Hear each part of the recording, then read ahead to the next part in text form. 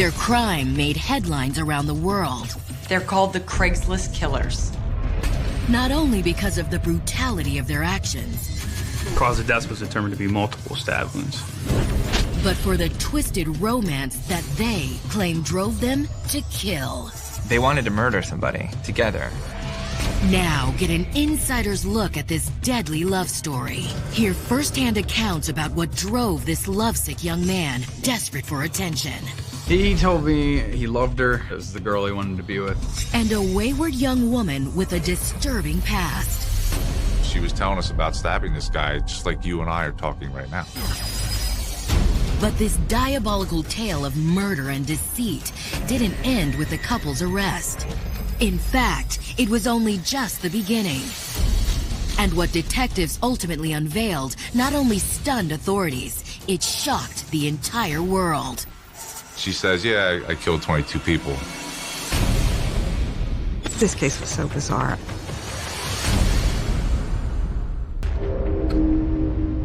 November 12th, 2013. It was a cool, quiet morning in Sunbury, Pennsylvania.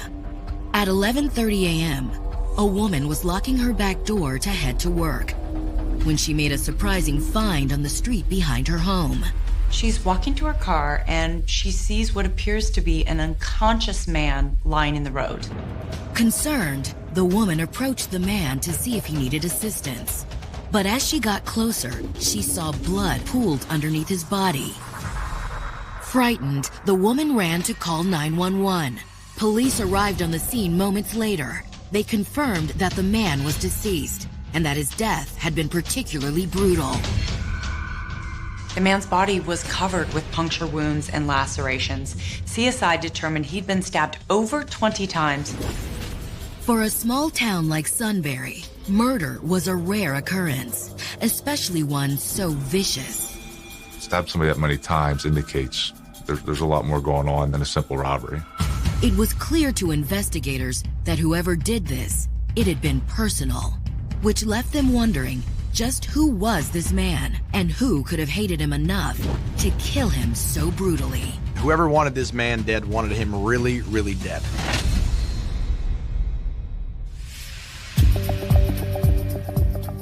North Pole, Alaska, a town whose name evokes the warm and blissful feelings of Christmas time. But for young Miranda Dean, growing up in North Pole had been anything but blissful. The youngest of two daughters, Miranda was born with dislocated hips, a condition that confined her to a body cast from age 2 to 4. She had a little rough start in life. I had to put a diaper inside the body cast, put a diaper outside the body cast. I had to blow dry her because she would sweat on cool air. Miranda was 24-hour care. For a break, her parents would sometimes send her and her sister to stay with her aunt and uncle on the weekends. But what the rest of the family didn't know was that every time the lights went out, her uncle came into Miranda's room and sexually molested both Miranda and her 5-year-old sister. Miranda suffered horrific abuse at the hands of her uncle. Miranda and her sister eventually told her parents and aunt about the abuse a few months after it began. Their uncle was arrested and sentenced to 19 years in prison. I thought I could deal with anything in my life except for that. Not only did I know that that was a horrible thing to go through, but for my children, because I tried to protect them their entire lives, it was hard. It was very hard. Miranda's family tried to help her and her sister recover, but the intense trauma remained. Growing up, she had trouble adjusting in school, and by the time Miranda was 12 years old, the scars from her abuse began to manifest in dangerous ways. She was running away a lot, and she was running away to numb her feelings and her pain, going to parties, getting drunk, doing drugs. When her parents found out about her drug abuse, they tried to step in, sending her to drug rehab facilities. But each time she came back, it didn't take long for her to start using again. She would come home, she would do really well for like a couple weeks, and she would go right back into the same thing again. By age 13, she was only marginally attending school and didn't spend much time with others her own age. Instead, Miranda fell in with a gang of 19 and 20-year-old boys who began using the young teenager for sex. She's getting passed around from gang member to use for whatever sexual fantasy they want to fulfill. I didn't know what was going on at the time, during that time, until I read her journal. Over the next 3 years, Miranda frequently ran away from home to live with different gang members for weeks at a time. Then, at 16, Miranda became pregnant with one of the gang members' children. Miranda claimed it was a wake-up call that convinced her to finally turn her life around. She had done a lot of bad things at that point, and I think she wanted to get out. Miranda said, I want to kind of change my life. To help Miranda get away from her troubled life in Alaska, her mother sent her to live with relatives in Coates, North Carolina, where she gave birth to a little girl. To provide for her daughter the best life she could, Miranda cleaned up her act. She was working in a supermarket. She had gotten her GED. Her number one priority was to make sure that her child was safe at all times and raised properly. And it wasn't long after she arrived in town that she met a man who would not only help her heal the wounds of her past, but also change her life in ways she never could imagine. 22-year-old Elliot Barber. Like Miranda, Elliot Barber was a young man struggling to work through his own problems. Growing up, Elliot hadn't fit in very well either. He was very shy. He was a little bit awkward.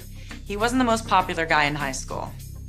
Elliot may not have been very popular in high school, but unlike Miranda, he had been an excellent student. He was also obsessed with the paranormal and the occult. He was very interested in religion, angels and demons, the supernatural, things like that. In college, Elliot decided to turn those interests into a degree in religious studies. But his plans for the future were unexpectedly derailed when his college girlfriend got pregnant and had a baby when Elliot was 22. The stress of the new baby took a toll on the couple's relationship. And while they both made a commitment to try and work things out, Elliot soon grew lonely and depressed. He was very stressed out. I was really urging him to stay with her and be responsible.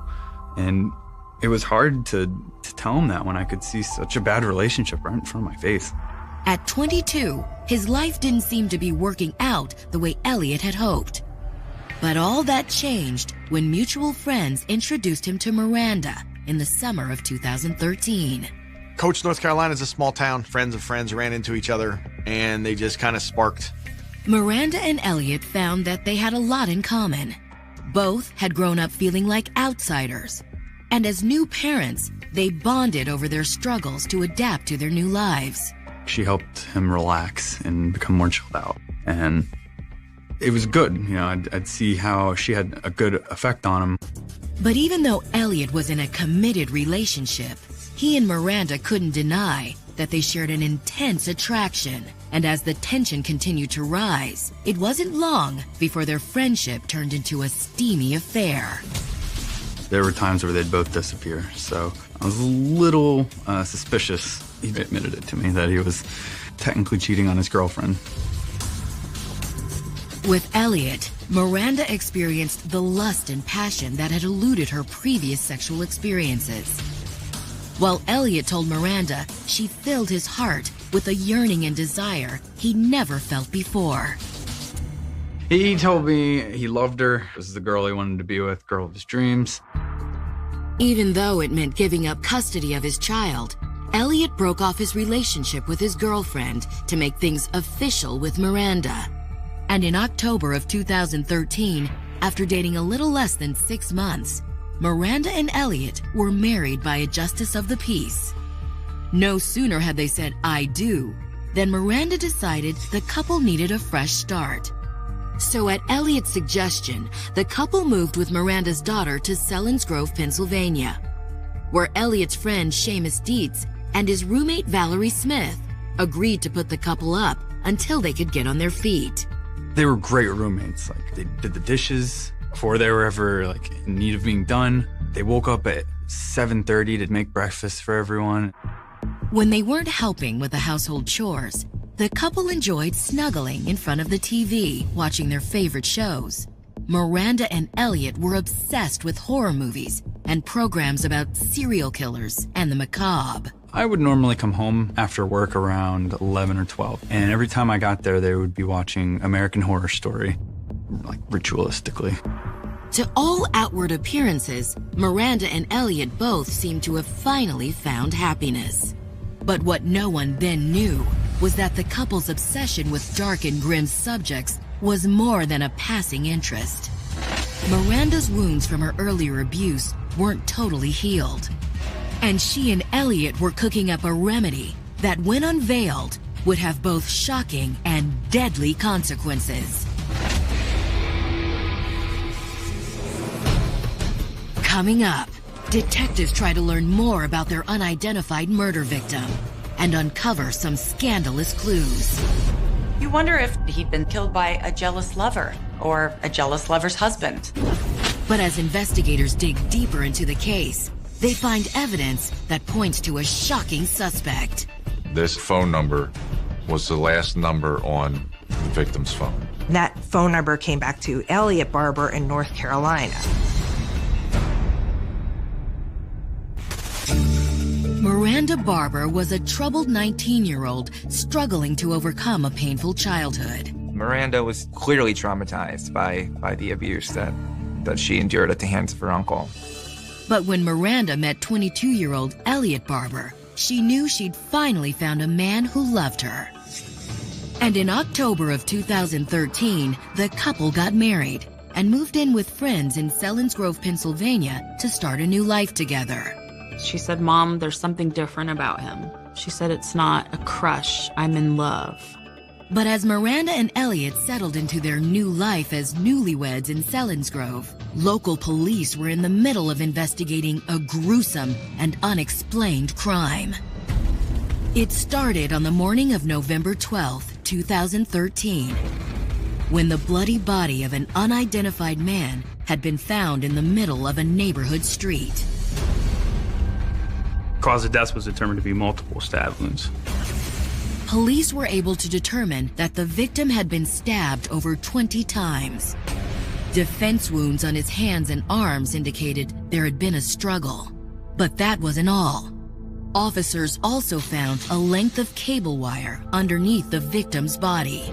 There were some marks on his neck which were consistent with the wire having been used. It looked like overkill. There was a lot of anger and rage. But who was this man? Investigators were unable to come up with a wallet or ID. But one of the officers did find what appeared to be the victim's cell phone. But when investigators tried to examine the phone, they quickly discovered it had a pattern lock. From experience, they knew that unlocking it would be difficult and time-consuming. But they were about to get an unexpected break. When I got it turned on, within a minute I had a phone call. The caller said her name was Colleen LaFerrera, and she was trying to reach her husband, 42-year-old Troy LaFerrera. Colleen said she and Troy lived in nearby Selinsgrove, and she'd been worried sick about him ever since he mysteriously went missing the previous evening. His friends and family had been searching for him all day long. Unfortunately, Colleen's worst fears were realized when she provided police a description of her missing husband over the phone. Fighting through tears, Troy's wife couldn't think of a reason why anyone would want him dead. According to Colleen, Troy didn't drink or do drugs and rarely got into any kind of trouble. We could not find a motive. He was kind of an average Joe. He didn't appear to be the guy that riled people to make him an obvious homicide victim. According to his wife, the last time anyone had seen Troy was at his mother's house the night before. After dinner, he spent some time on the computer and then left around 7 p.m. Hoping to find some clues as to where Troy had gone that evening, detectives examined the computer he had used at his mother's house. Browser history showed Troy had been on Facebook, and searching personal ads on Craigslist. Detectives wondered, was it possible Troy had been having an affair? You wonder if Troy had been killed by a jealous lover or a jealous lover's husband. Investigators obtained Troy's cell phone records, hoping to find evidence that might support their theory. It turned out he'd sent several texts on the night he disappeared that indicated he made plans to meet with someone. So who had Troy been texting? I had these text messages. He was meeting with somebody, and that phone number came back to Elliot Barber. Police were unable to find any information on Elliot Barber in their system, so they tried calling the number. They got a recording, but it wasn't a man's voice they heard. It was a woman. But the recording was brief and only left instructions on how to leave a message. Investigators wondered if she was a prostitute, and if so, was it possible she was the killer? We didn't know if she had worked with anybody else or not, but she became the focus of the investigation. When detectives traced the phone number, they discovered it had recently been used to register a vehicle in nearby Selinsgrove. The vehicle had been registered to Miranda Barber. When we walked out of the tag service, I had a name of Miranda Barber, Elliot Barber, and I also had an address. Detectives ran the address through their system and quickly learned that Miranda and Elliot weren't the only ones living at that address. It was also the home of Valerie Smith, who was the couple's roommate. And according to police records, Valerie was listed as being on probation for a DUI charge, which detectives decided to use to get a warrant to search the house. We get a knock on the door at 8 in the morning, and the police come in. And it's a probation officer. They searched the entire house. The officers didn't find anything to connect anyone to Troy's disappearance or murder. Even still, they wanted to question everyone in the house. They decided to start with the women and had Miranda and Valerie come down to the station for questioning. Back at police headquarters, Miranda and Valerie both claimed to have alibis for the night Troy went missing.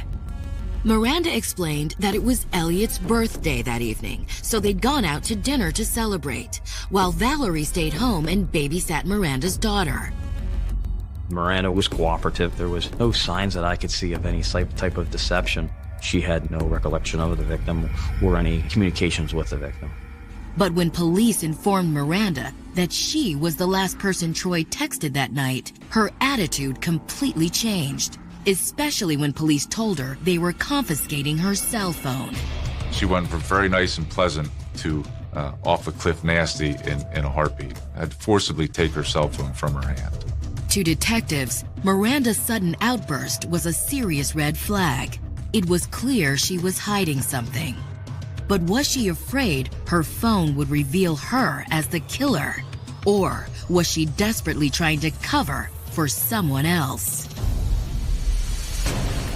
Coming up, police unlock Miranda's phone and uncover a sordid tale of lust and conspiracy. It was very clear through the text messaging that this was about sex. But just when they think they're closing in on a suspect, a surprise confession takes the investigation in a completely new direction and unveils a shocking motive almost too disturbing to believe. Everyone was calling and everyone wanted to know about the Craigslist killer. Miranda and Elliot Barber fell in love in the spring of 2013 after meeting through friends in North Carolina. After just 6 months of dating, the couple married and moved with Miranda's daughter to Selinsgrove, Pennsylvania, a move that caught Miranda's family by surprise. I did not find out until after they moved that they were married, and they just up and moved, and I didn't know why. I was shocked. But in early November, while Elliot and Miranda were adjusting to life in Selinsgrove, local police were in the middle of a gruesome homicide investigation. 42-year-old Troy LaFerrera had been found stabbed to death and dumped on a city street. Phone records had revealed that Miranda was the last person Troy had contacted on his cell phone. But when investigators initially questioned Miranda, she claimed she didn't know Troy. We talked to her for upwards of 2 hours, and she denied having any involvement with the homicide. But when officers confiscated Miranda's phone, she suddenly became furious. And the unexpected personality shift raised a serious red flag with investigators. We saw a whole different side to Miranda Barber. You know, this person goes from cool, calm, collect to, you know, F the police.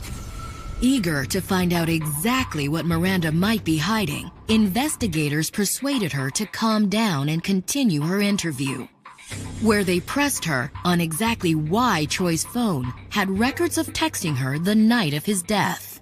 After taking a moment to regain her composure, Miranda admitted she hadn't been entirely truthful about her relationship with the victim.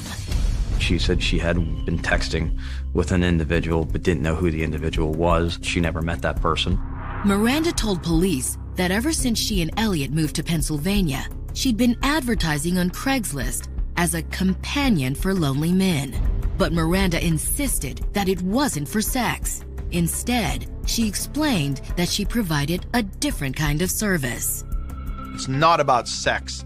And it's not about drugs. It's about delightful conversation for people who don't have that in their lives. And she makes anywhere from $100 to $850 a night. Miranda claimed that Elliot knew all about her side job and was fine with it. He especially liked the extra spending money it brought in, which is why they were both excited when she was contacted by a potential new client through her Craigslist ad on his birthday. Miranda said she didn't know the client, but they'd agreed to meet that night at a local mall. But Miranda claims she never met the man. Apparently, she'd gotten too nervous about meeting this particular client and decided to leave before he ever showed up. She got scared throughout the texting, and that she'd left the area and went and picked her husband up, and they went out for basically a night on the town at that point. When investigators questioned Elliot, he confirmed Miranda's story, telling police that he knew about her side business on Craigslist and sometimes even drove her to her dates. He was aware of Miranda's dealings on Craigslist, having delightful conversations with guys. Investigators found the Barber story both odd and suspicious. In their experience, no one paid the kind of money Miranda was talking about just to talk. And when they finally got a look at the text messages themselves, it was pretty clear that Troy had been expecting a lot more than conversation from Miranda. And it was very clear through the text messaging as well that this was about sex. And they were talking about how much money would be exchanged, what she would do in exchange for that money. The fact that Miranda had lied to them about her relationship with Troy convinced detectives more than ever that she was holding back information that could be crucial to solving his murder. But they knew that proving it would be difficult. Finally, on November 13th, investigators caught the break they were looking for. Officers found Troy LaFerrera's missing truck parked at the local shopping mall. They were unable to find any evidence of foul play inside the vehicle, but they were able to acquire surveillance footage of the parking lot from the night Troy was murdered. They were able to go back, get the time that the victim's vehicle came in, and start watching to see what happened.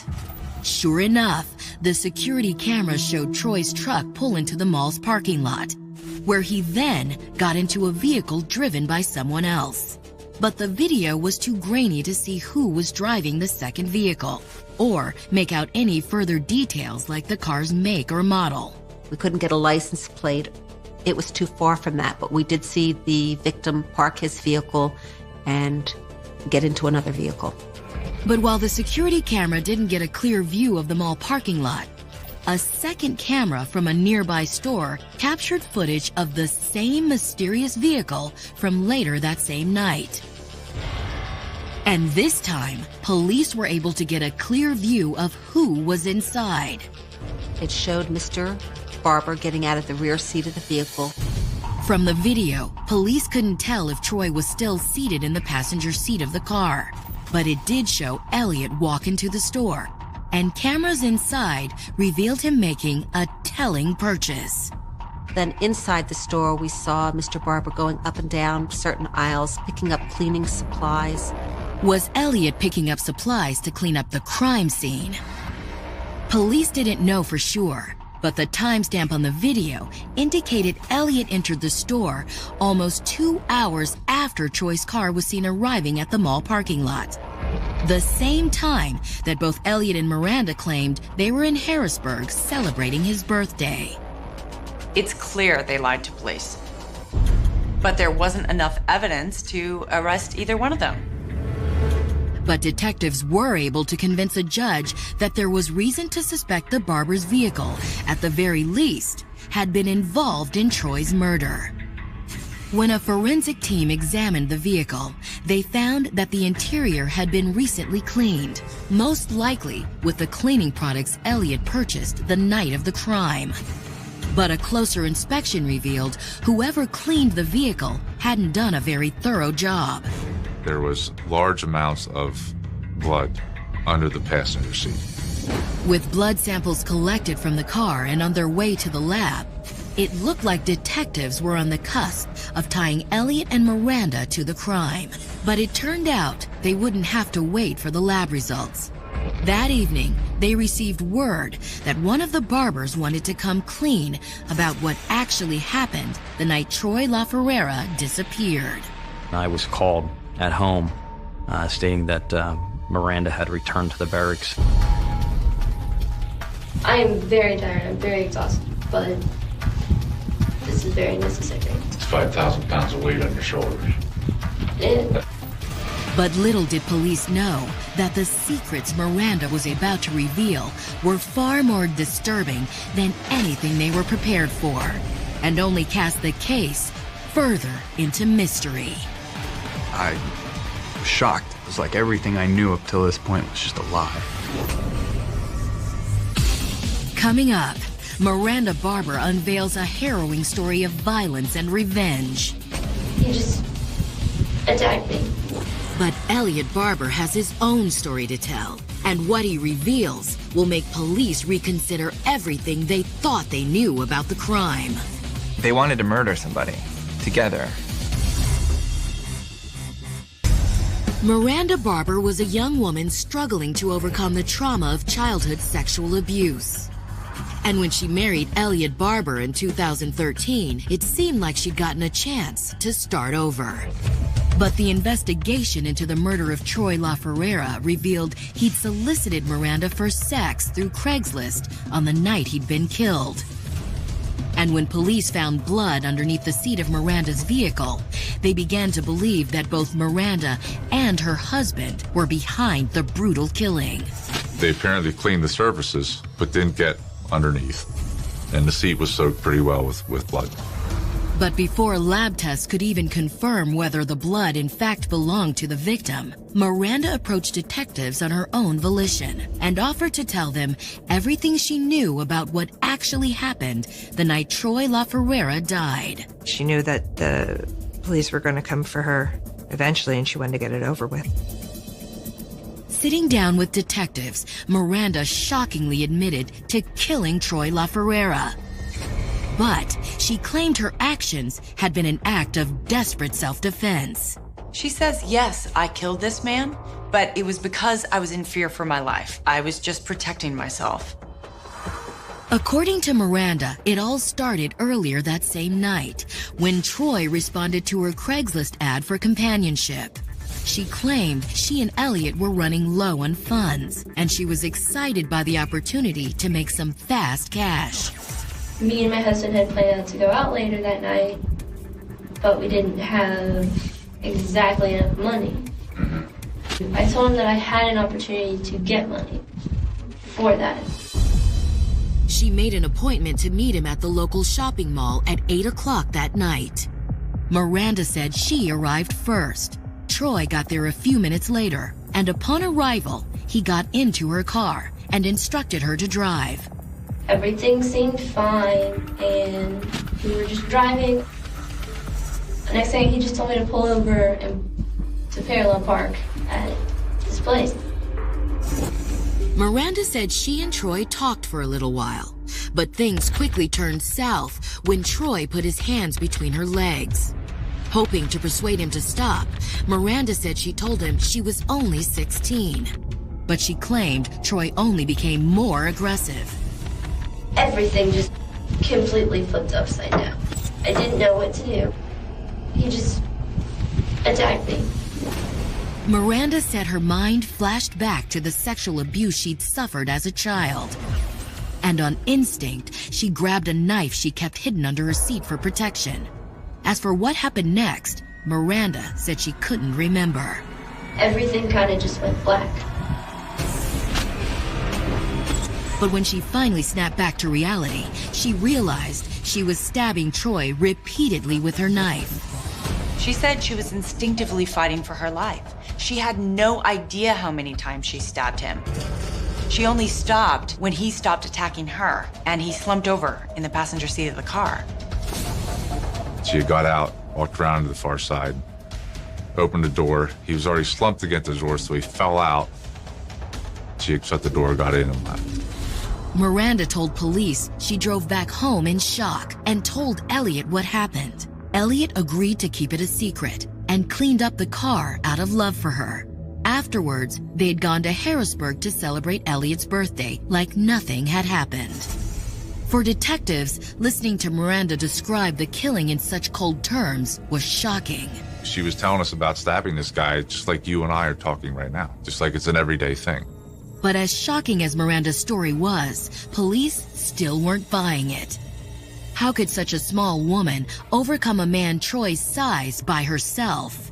They still didn't understand how this small-framed woman could have done what she said she did. They believed that there was more to the story than she was indicating because it just did not make sense. Investigators also knew something about the case Miranda did not. Detectives decided early on to hold back on one important detail from the crime scene in order to weed out any false information from potential witnesses. One of the items that we found at the crime scene was a cable cord. And it's one of the things that we kept out of the media. Bruises on Troy's throat indicated he hadn't simply died from stab wounds. He'd also been strangled. A detail Miranda hadn't included in her story. Detectives ran the part number printed on the cable and quickly found the store where it had been purchased. Officer Bremingen called over and they were able to say, yep, this was purchased on this day at this time, and here's the video. When investigators watched the footage, they were able to see who purchased the cable. Elliot Barber. We're able to see Elliot Barber picking out the length of cable cord, having it cut and testing it to see how strong it was and how it felt, wrapping it around his hands. If Elliot purchased the cable, it most likely meant he'd been the one who strangled Troy to death. To detectives, it made sense, as it was much easier to picture Elliot having the strength to kill a man Troy LaFerrera's size by himself. But if Elliot had killed Troy, what was his motive? And why was his wife trying to cover for him by taking credit for the murder? To get to the bottom of things, detectives knew they needed to talk to Elliot himself, but they wouldn't have to go looking for him. Just like Miranda had earlier that day, detectives learned that Elliot turned himself over to police. Elliot Barber, he ultimately came to the police station to speak to police about what had happened. Unsure of what Miranda had revealed in her own confession, Elliot told detectives that he wanted to come clean about what actually happened the night Troy LaFerrera died. But Elliot's version of events was quite different from Miranda's. According to Elliot, Troy's death hadn't been in self-defense. It was a premeditated murder. They wanted to murder somebody together, and it was just a matter of choosing the right victim and when they were going to do it. Elliot told detectives that he'd always admired Miranda's strength and determination, especially considering how she'd overcome her abusive past. But not long after they got married, Miranda confessed that there was more to her troubled background than just sex and drug abuse. She claimed that while she was a teenager in Alaska, she became part of a violent street gang, and as part of this gang, she also killed a number of people. She said that she'd killed people before and that she enjoyed it. that she really got a thrill out of killing. But instead of being horrified by Miranda's revelation, Elliot claimed he was fascinated. In his eyes, it made Miranda even more alluring and even powerful. If you had a spouse and she had told you that she has killed many people, at that point you think that you would turn around and say, there's something wrong here, or you're crazy. And he did neither one of those and decided to accept that and embrace that. Elliot said he wanted to experience the same thrill and exhilaration Miranda claimed she felt when killing another person. And to make that happen, Elliot said he and Miranda decided they would kill someone together. He wanted to be like she was, and they wanted to do this together as a couple, as something special for a couple to do. It was unimaginable to me as I was listening to the statement. I kept thinking, how could this be? Who bonds by killing someone? Elliot said the couple decided to use Miranda's Craigslist ad to lure potential victims. And once they targeted Troy LaFerrera, they came up with a plan where Elliot would hide under a blanket in the back seat with the cable cord and wait for Miranda's signal. She was supposed to say, did you see the stars tonight? Elliot's supposed to pop up from out of this blanket, wrap a cord around his throat. But Elliot said that when the moment came, he chickened out. They get further in the Sunbury. She says it. He doesn't pop up. Doesn't happen. She was getting more and more frustrated. And then she snapped. Elliot told police that once Miranda started stabbing Troy, he had no choice but to help her.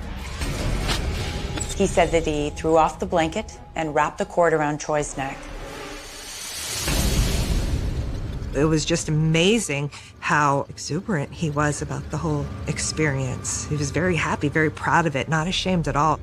Based on their confessions and the evidence gathered so far, Sunbury police arrested Miranda and Elliot Barber for first-degree murder. My brother told me that Miranda had been arrested for murder, and I thought he was joking.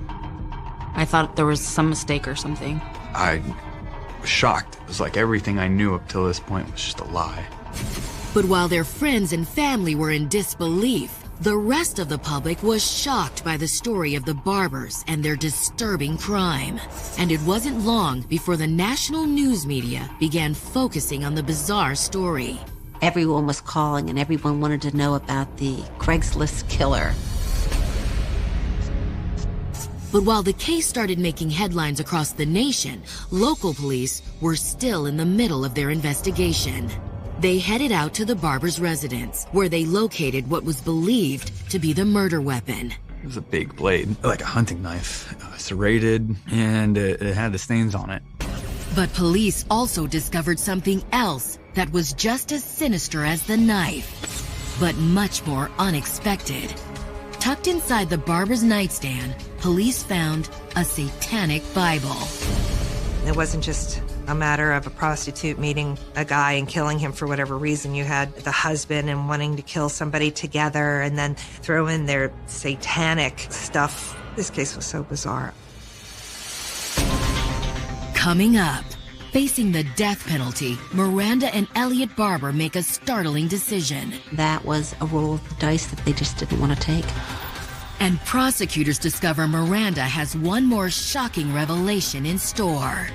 She called herself Super Miranda, who was ridding the world of pedophiles and trash. The case of Miranda and Elliot Barber had made headlines across the country, with news media outlets dubbing the couple the Craigslist Killers.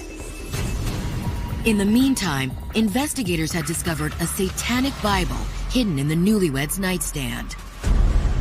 You had the husband and wanting to kill somebody together and then throw in their satanic stuff. This case was so bizarre. When confronted, Miranda told authorities she'd been practicing Satanism since she was 13 years old, and that the gang she joined as a young girl while living in Alaska had actually been a devil-worshipping cult. But that wasn't the only shocking revelation Miranda made to police. Miranda confirmed what her husband had told police. Troy LaFerrera had not been her first murder victim. She says, yeah, I killed 22 people. In fact, Miranda claimed she'd killed at least 22 victims, and that the actual number might be much higher. According to Miranda, her killing spree began not long after she joined the satanic cult. She claims she targeted victims who she described as bad people, men who she suspected were sexual predators, and reminded her of the uncle who abused her as a young child. Miranda suffered horrendous abuse and then placed herself in the role of this superhero. She called herself Super Miranda, who was ridding the world of pedophiles and trash. But when Sunbury police contacted law enforcement in Alaska, they were unable to come up with any homicides that fit her description. To many, Miranda's claims seemed like fabrications, designed to make it easier for the 19-year-old to claim insanity and avoid the death penalty. I don't think there's an 18-year-old in this world who has the wherewithal to get away with killing 22 people. You got to think you're trying to garner attention here. Do you think she's lying that she killed 22 people? I didn't say that. Do you think she's telling the truth? Well, don't put words in my mouth. Regardless of Miranda's intentions, the court could only rule on the one murder she and her husband had been charged with. On September 18, 2014, the Barbers both pled guilty to Troy LaFerrera's murder and were sentenced to life in prison without the possibility of parole. I was glad that she didn't try to blame it on somebody else or try to hide it, that she owned up to it, but just heartbroken that she did do it. But despite the Barbers' convictions, many mysteries still surround the case. Mainly whether Miranda's claims of serial murder were true. And how did Elliot, who at one point in his life seemed to have great potential, fall so easily under Miranda's deranged and deadly spell? It's much scarier to have murderers that are out there doing it for the joy of it. Actually coming into contact with two people like that in our small corner of the world is, it's frightening.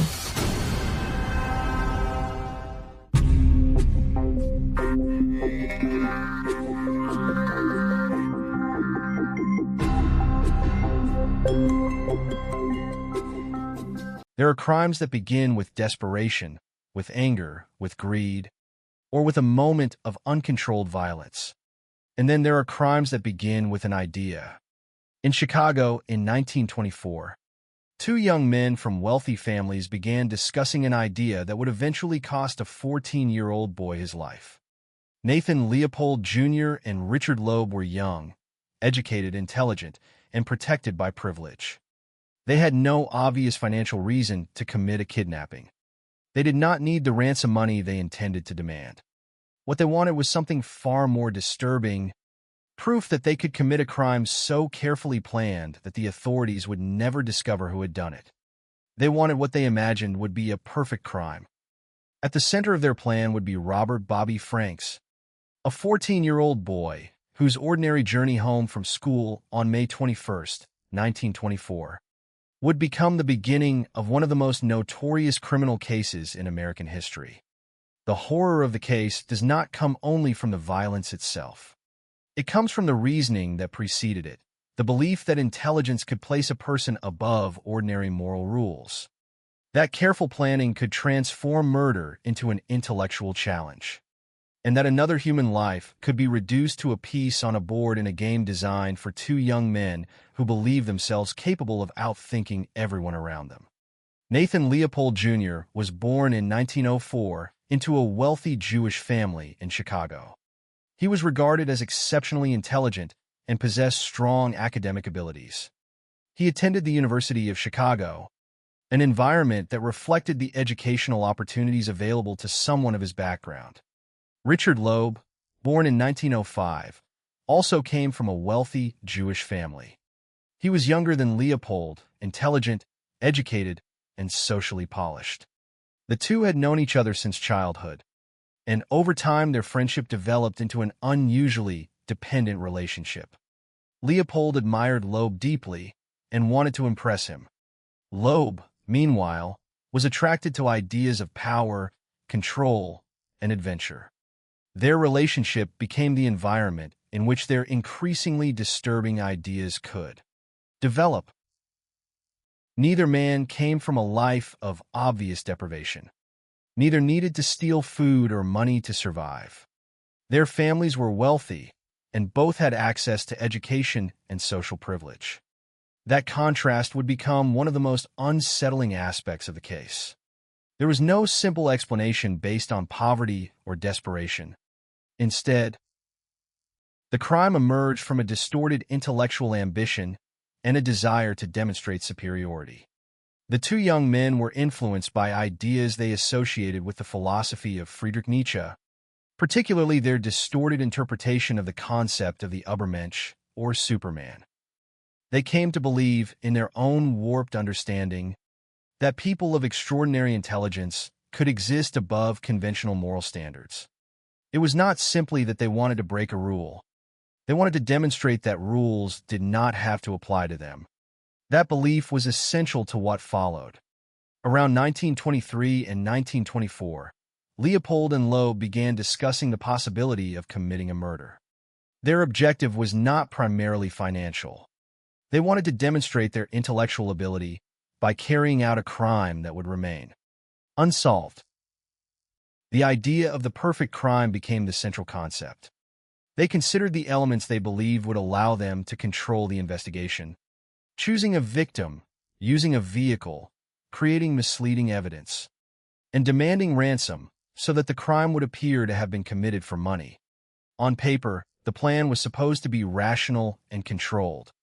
The two young men imagined themselves not merely as criminals, but as people capable of designing a crime with enough precision to defeat the authorities.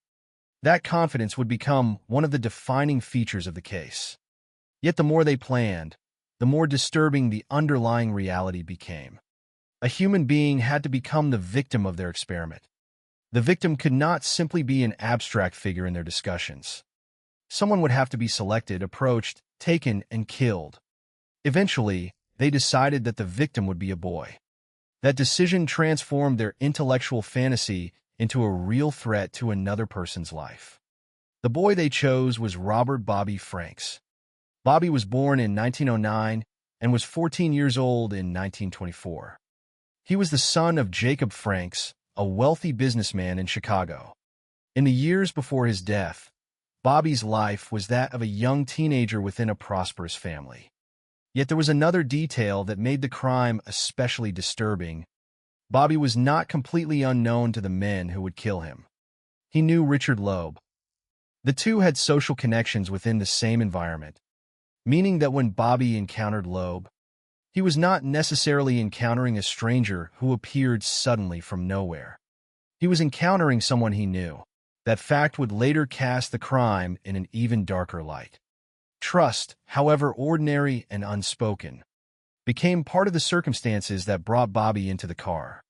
The two perpetrators had imagined themselves as masters of a carefully designed operation. They believed they could anticipate the reactions of investigators, manipulate evidence, and direct attention toward a false explanation. But their plan contained a fundamental contradiction. They wanted to create the appearance of a kidnapping for ransom, yet their true purpose was murder. They wanted the authorities to believe Bobby was still alive, even though they intended to kill him. They wanted to leave behind a false story while believing that they themselves could remain outside. The distance between their theory and reality was about to disappear. On May 21, 1924, Bobby Franks left school and began the journey home. Leopold and Loeb were prepared. They had their vehicle and their plan. Loeb called Bobby into the car, and Bobby agreed. The significance of that moment would only become clear afterward. For Bobby, it was an ordinary decision involving someone he knew. For Leopold and Loeb, it was the point at which their imagined perfect crime began. Once Bobby was inside the vehicle, the plan moved rapidly from preparation to violence. Bobby was attacked and killed. The supplied accounts described the cause of death as severe blows to the head, although forensic details vary among sources. What matters for the course of this story is that Bobby was already dead before Leopold and Loeb moved on to the next stage of their plan. The boy who had entered the car alive would never return home.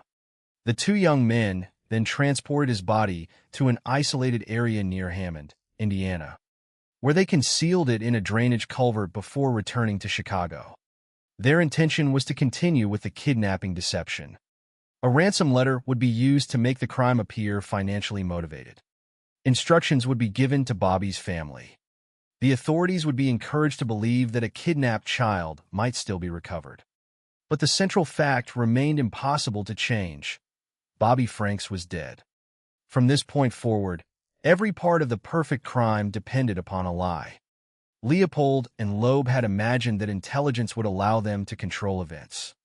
They believed they could construct a crime so sophisticated that investigators would have nothing meaningful to follow. What they could not know was that their plan would eventually be undone not by some grand confession at the beginning, but by evidence they had failed to account for.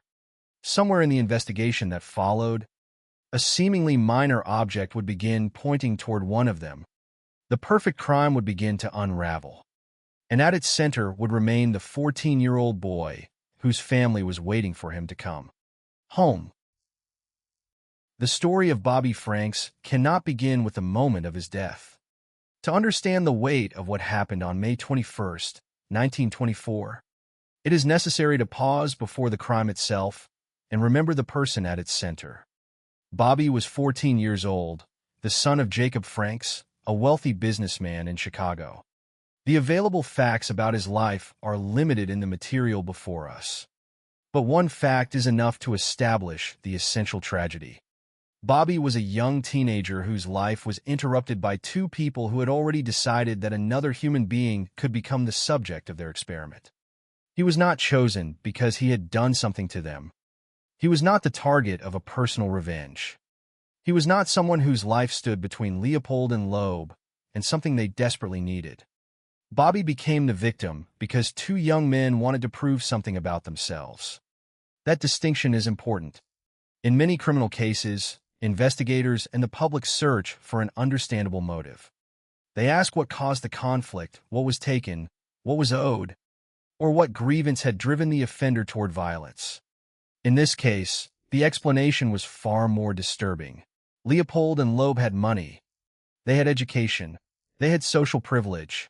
Their families were wealthy. The crime was not born from an immediate need for survival. Instead, the two young men had become fascinated with the idea of committing a crime that would demonstrate their ability to defeat the authorities. Bobby's death was therefore not simply the result of a spontaneous confrontation. It was connected to an idea that had been developing before Bobby ever entered the picture. Nathan Leopold Jr. and Richard Loeb had known each other since childhood. Both came from wealthy Jewish families in Chicago, and both had received opportunities that many people could never expect to have. Leopold, born in 1904, was exceptionally intelligent and attended the University of Chicago. Loeb, born in 1905, was also intelligent and educated, and was described as socially polished. Their friendship gradually developed into an unusually dependent relationship. Leopold admired Loeb and wanted to impress him, while Loeb was attracted to power, control, and adventure. Within that relationship, the two began to entertain increasingly dangerous ideas. They were influenced by their own distorted interpretation of Friedrich Nietzsche's concept of the Übermensch, or Superman. They came to believe that people of extraordinary intelligence could stand above ordinary moral standards. The idea was not merely academic for them. It became part of the justification they used to imagine themselves capable of doing something that ordinary people would never do. Once they began discussing murder, the concept of the perfect crime gave their thinking a structure. They wanted to commit a crime that would remain unsolved. They considered the selection of a victim, the use of a vehicle, the creation of misleading evidence, and the demand for ransom. Each element was intended to support the illusion that the crime had been committed for money and that the perpetrators could disappear behind a false story. But the victim remained a human being, and eventually the abstract planning had to meet a real person. That person was Bobby Franks.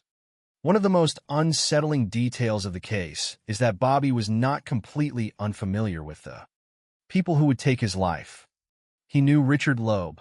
They had social connections within the same environment. This meant that the encounter on May 21st was not simply a meeting between a stranger and an unknown child. Bobby knew Loeb, and that familiarity would matter.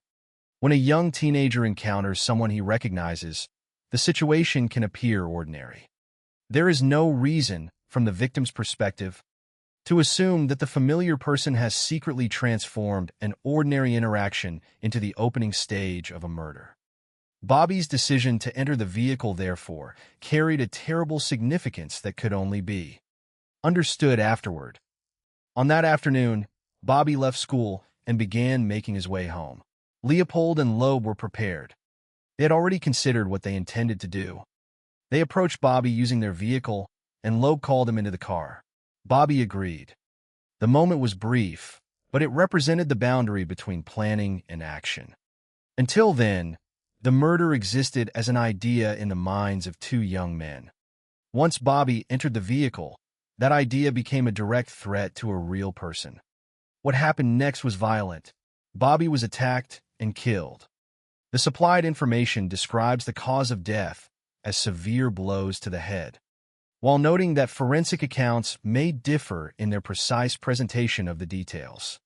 There is no need to embellish that violence. The essential fact is devastating enough.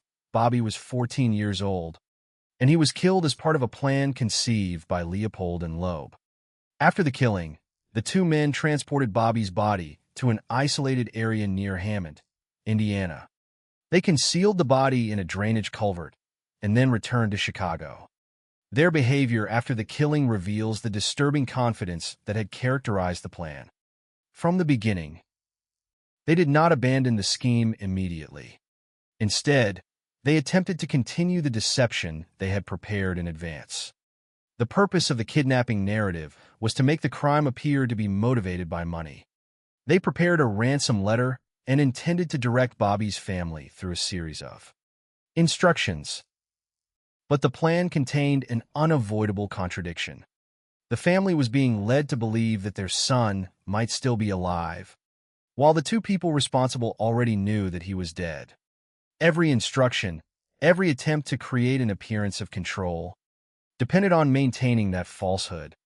The ransom demand was therefore not simply another stage of a kidnapping. It was an attempt to conceal a murder that had already occurred. For Bobby's family, however, there was nothing theoretical about the situation. Their son had disappeared. The possibility that he might have been taken for ransom would have transformed an ordinary day into a nightmare of uncertainty. The supplied information does not provide detailed accounts of the family's private conversations or emotions, so those moments cannot be recreated without inventing facts. What can be said is that the ransom scheme was designed to manipulate the family's fear and hope. Leopold and Loeb intended to make them believe that cooperation with the kidnappers could lead to Bobby's return. But Bobby could not return. The truth had already been decided for him.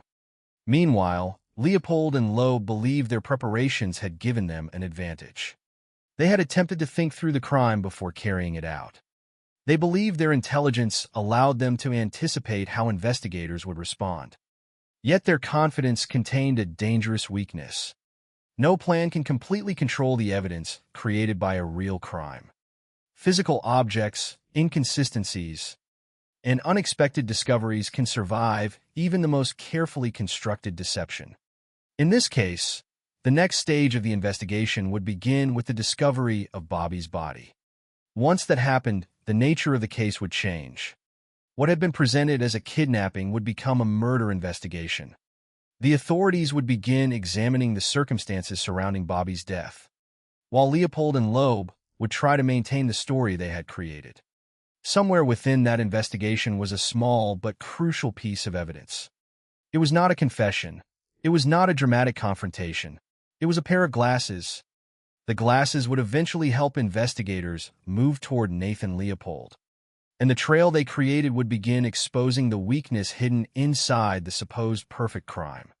For now, however, the central fact remained unchanged. Bobby Franks had entered that vehicle expecting an ordinary encounter with someone he knew. He did not know that the people around him had already decided his life was expendable. He did not know that his death had been incorporated into an experiment designed to satisfy the ambition of two privileged young men. And he could not know that the plan intended to erase the truth would eventually become the very thing that investigators would unravel. The journey home that Bobby never completed would soon become the beginning of a case that would challenge the city, the courts, and the American public to confront a disturbing question. What kind of thinking allows someone to look at another human life and see not a person, but an opportunity to prove that they are smarter than everyone else? The murder of Bobby Franks did not begin on the afternoon of May 21, 1924. By the time Bobby entered the vehicle, the essential idea had already been formed inside the minds of Nathan Leopold Jr. and Richard Loeb. The crime was the result of planning, discussion, and a belief that they could place themselves beyond the ordinary boundaries of law and morality. To understand what happened to Bobby, it is therefore necessary to look more closely at the two young men who designed the crime and at the strange relationship that brought them to that point. Nathan Leopold and Richard Loeb were both young, both intelligent, and both members of wealthy Jewish families in Chicago. Leopold was born in 1904 and was known for exceptional intelligence and academic ability. He attended the University of Chicago, reflecting the educational opportunities available to him. Loeb, born in 1905, was also educated and came from a wealthy family. He was described as socially polished, and he possessed qualities that allowed him to move comfortably within the world in which both young men had been raised. From childhood, Leopold and Loeb knew each other. Their friendship gradually became an unusually dependent relationship, with each occupying a different psychological position within it. Leopold admired Loeb and wanted to impress him. Loeb was attracted to ideas of power, control, and adventure. The relationship mattered because the crime was not created by one isolated individual acting entirely alone. It developed between two people who reinforced a dangerous way of thinking. Leopold's desire to impress Loeb and Loeb's interest in control created a dynamic in which increasingly extreme ideas could be discussed and pursued. Their privileged backgrounds did not prevent those ideas from developing. If anything, their education and intelligence became part of the language through which they justified what they were considering. They were influenced by their own distorted interpretation of Friedrich Nietzsche's philosophy, particularly the concept of the Übermensch, or Superman. It is important to distinguish the philosophical concept itself from the way Leopold and Loeb interpreted it. Their understanding became an excuse for believing that exceptionally intelligent people could stand above conventional moral standards. In their minds, ordinary rules could become limitations for ordinary people, while they imagined themselves capable of living outside those limitations. The idea was profoundly dangerous because it transformed intelligence from something that might be used for knowledge or achievement into something they believed could provide permission. The more they accepted this distorted worldview, the easier it became to imagine an act that most people would consider unthinkable. Around 1923 and 1924, Leopold and Loeb began discussing murder. The purpose was not primarily financial. That fact would later become one of the most shocking aspects of the case. They were not poor men searching for money. They were not desperate criminals attempting to solve an immediate personal crisis. They were young men from wealthy families who already possessed advantages that most people could only imagine. Yet they wanted to prove something. They wanted to demonstrate that they were capable of committing a crime that authorities could not solve. Their objective became what they regarded as a perfect crime. The phrase captures the arrogance at the heart of their plan. They did not simply want to escape punishment. They wanted to test themselves against the investigative power of the authorities. The crime itself became a challenge, and the victim became an element within that challenge. They considered several components of the plan. They would need a victim. They would use a vehicle. They would create misleading evidence. They would demand ransom so that the crime would appear to have a financial motive. Each part was intended to support the larger deception. If the authorities believed the case was an ordinary kidnapping for money, the two men believed they would be able to remain hidden behind the false narrative. Their planning was therefore based upon an assumption of control. They imagined that they could determine what investigators would believe, what evidence would be found, and where suspicion would go. But there was something they could not reduce to an intellectual exercise. The victim was a real human being. At some point, their theoretical discussions required a real child to become the target. They ultimately selected Bobby Franks, a 14-year-old boy and the son of Jacob Franks, a wealthy businessman in Chicago. The selection was particularly disturbing because Bobby was not a complete stranger to them. Bobby knew Richard Loeb. They had social connections within the same environment. That familiarity would become an important element in understanding how Bobby came to enter the vehicle. From Bobby's perspective, the encounter did not necessarily carry the warning signs that might have accompanied an encounter with a complete stranger. He knew Loeb. The plan depended, in part, on turning that familiarity into an opportunity. On May 21, 1924, the plan moved from theory into reality.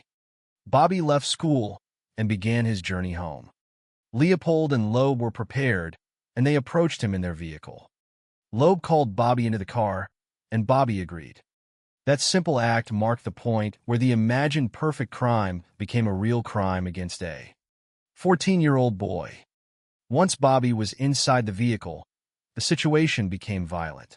He was attacked and killed. The available information describes his death as resulting from severe blows to the head, while acknowledging that forensic accounts differ in the precise presentation of those details. What is certain within the supplied account is that Bobby was dead before the two men proceeded with the next stage of their plan. The significance of that fact is difficult to overstate. The kidnapping was no longer simply an attempt to take someone and demand money. The person they had selected had been killed. Yet instead of abandoning the plan, Leopold and Loeb continued. They transported Bobby's body to an isolated area near Hammond, Indiana, and concealed it in a drainage culvert. Then they returned to Chicago. Their next objective was to create the appearance of a kidnapping motivated by ransom. A letter would be used to manipulate the victim's family and maintain the illusion that Bobby might still be alive. Instructions would be given. The family would be directed to respond to the kidnapper's demands. In the logic of Leopold and Loeb's plan, the false kidnapping story was supposed to protect them from suspicion. But the deception contained a fundamental weakness. Bobby could not be recovered because he was already dead. Every part of the ransom scheme, therefore, depended upon preventing the truth from being discovered. The two men had imagined that they could control the investigation, but their ability to do so depended upon controlling the physical evidence left behind. That was an assumption that would soon prove false. The murder had already created evidence that they could not fully erase. One of the most important examples would be a pair of glasses discovered near the area where Bobby's body was found. At first glance, such an object might appear insignificant, but investigators recognized that it could provide a lead. The glasses were unusual, and they contained a distinctive hinge. Investigators determined that this type of glasses had been sold by only a limited number of stores. In Chicago, the trail began to narrow. Eventually, it led toward Nathan Leopold. This was precisely the kind of development that the two young men had believed their planning would prevent. They had thought through the crime as an intellectual exercise, attempting to anticipate how the authorities might respond. Yet an ordinary personal object had survived their calculations. The supposed perfect crime was beginning to reveal its imperfections. As investigators moved closer, Leopold and Loeb would attempt to maintain their story. They would offer explanations, construct an alibi, and try to preserve the idea that they had been somewhere else when the crime occurred. But an alibi exists only as long as surrounding evidence supports it. As investigators examined the details, including information involving their vehicle and other evidence, inconsistencies began to emerge. The structure they had built was becoming increasingly unstable. The very confidence that had encouraged them to commit the crime now stood in contrast to the reality of an investigation they could not control. Their plan had depended upon the belief that they were smarter than the people searching for them. But intelligence cannot guarantee that every possibility has been anticipated. A single overlooked object can matter. A contradiction can matter. A detail that appears insignificant can become decisive. And when those details begin connecting, the illusion of control can disappear quickly. Leopold and Loeb had imagined themselves as the authors of a perfect crime. Instead, they had created a trail. The investigation was closing around them, and soon the two men would face the consequences of the decision they had made. The next stage would not be another intellectual exercise. It would be interrogation, contradiction, and ultimately confession. Their carefully constructed story was about to collapse, and the truth about Bobby Franks would no longer remain hidden. The afternoon of May 21st, 1924, began like an ordinary afternoon for 14-year-old Robert Bobby Franks. He had been at school, and when the school day ended, he began the journey home. There was nothing in that ordinary movement through Chicago to suggest that he was approaching the final moments of his life. He was 14 years old, the son of Jacob Franks, a wealthy businessman, and he was familiar with Richard Loeb. For Bobby, that familiarity mattered. When a person encounters someone he knows, there is normally no reason to assume that the meeting itself represents a threat. But on this particular afternoon, Loeb was not simply another familiar face. He was part of a plan that had already been discussed and prepared by two young men who had decided that a human life could be used to demonstrate their ability to commit what they considered a perfect crime. Nathan Leopold Jr. and Richard Loeb were ready. Their plan had been developing for months. They wanted to prove that they could commit a crime that authorities would never solve. They had considered the selection of a victim, the use of a vehicle, misleading evidence, and a ransom demand intended to make the crime appear financially motivated. Their objective was not primarily money. They already came from wealthy families. The deeper purpose was the satisfaction of proving that they could outthink the authorities. Bobby Franks became the person placed at the center of that experiment. The exact sequence of every moment inside the vehicle is not fully contained in the supplied material. And there is no basis here for reconstructing conversations or private thoughts that were never provided. What can be established is the essential sequence. Bobby was leaving school. Leopold and Loeb approached him in their vehicle. Loeb called Bobby into the car. Bobby agreed. Then the plan turned violent. That simple transition, from an ordinary encounter to a deadly attack, is one of the most disturbing aspects of the case. Bobby knew Loeb, yet that familiarity did not protect him. Instead, it became part of the circumstances that allowed the two men to bring him into the vehicle. The 14-year-old boy entered the car alive. He would not leave it alive. Once Bobby was inside, Leopold and Loeb carried out the violent part of their plan. Bobby was attacked and killed.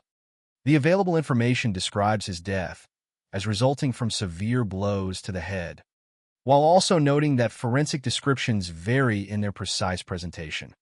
There is no need to embellish the physical details.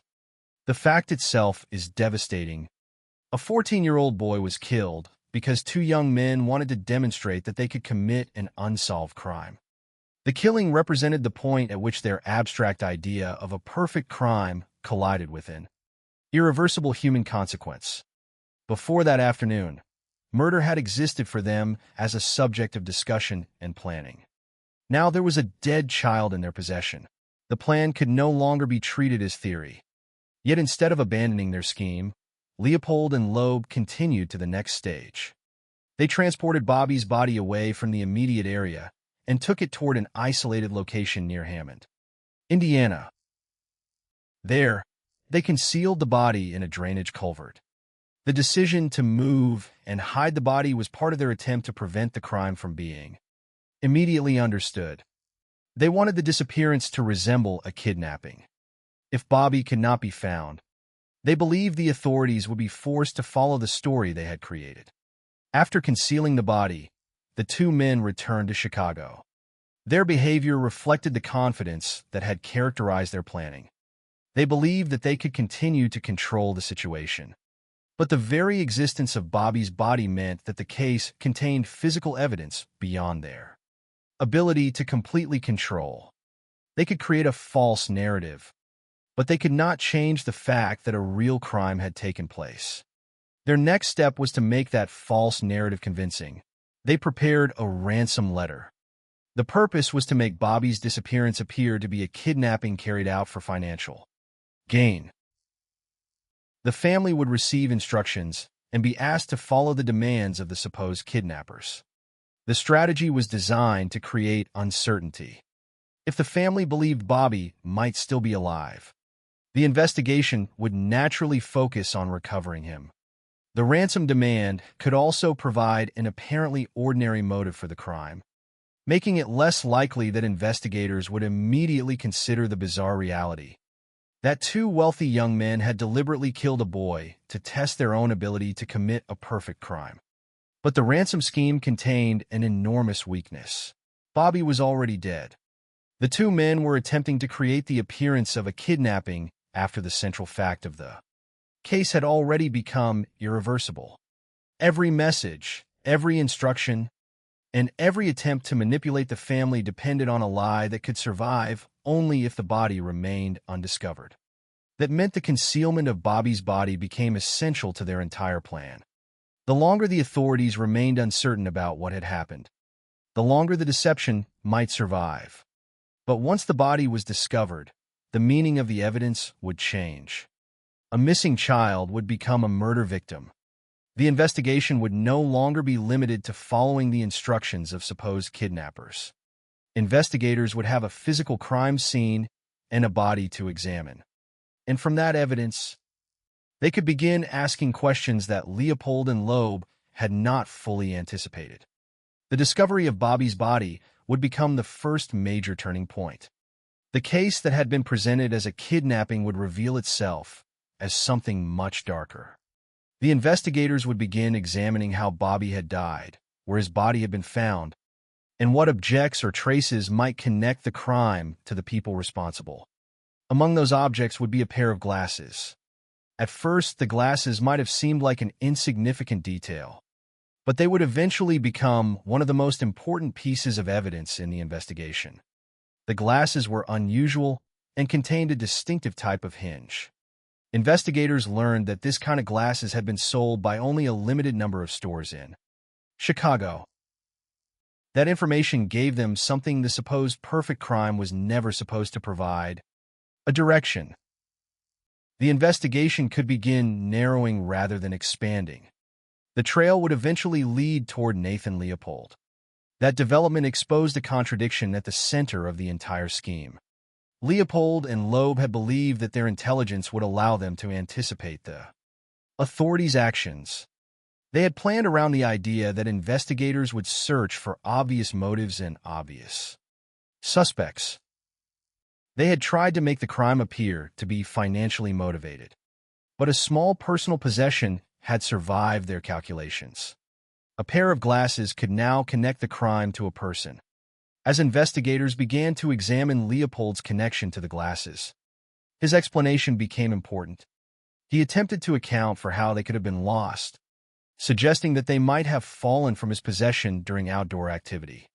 But the explanation did not satisfy investigators. The investigation continued. Leopold and Loeb would eventually provide an alibi, claiming that they had been somewhere else at the time of the crime. Yet an alibi is not simply a statement. It must be consistent with evidence, witnesses, and the surrounding circumstances. Investigators began examining those details. Information involving the vehicle and other evidence began to create contradictions. The story that Leopold and Loeb had constructed was becoming increasingly difficult to maintain.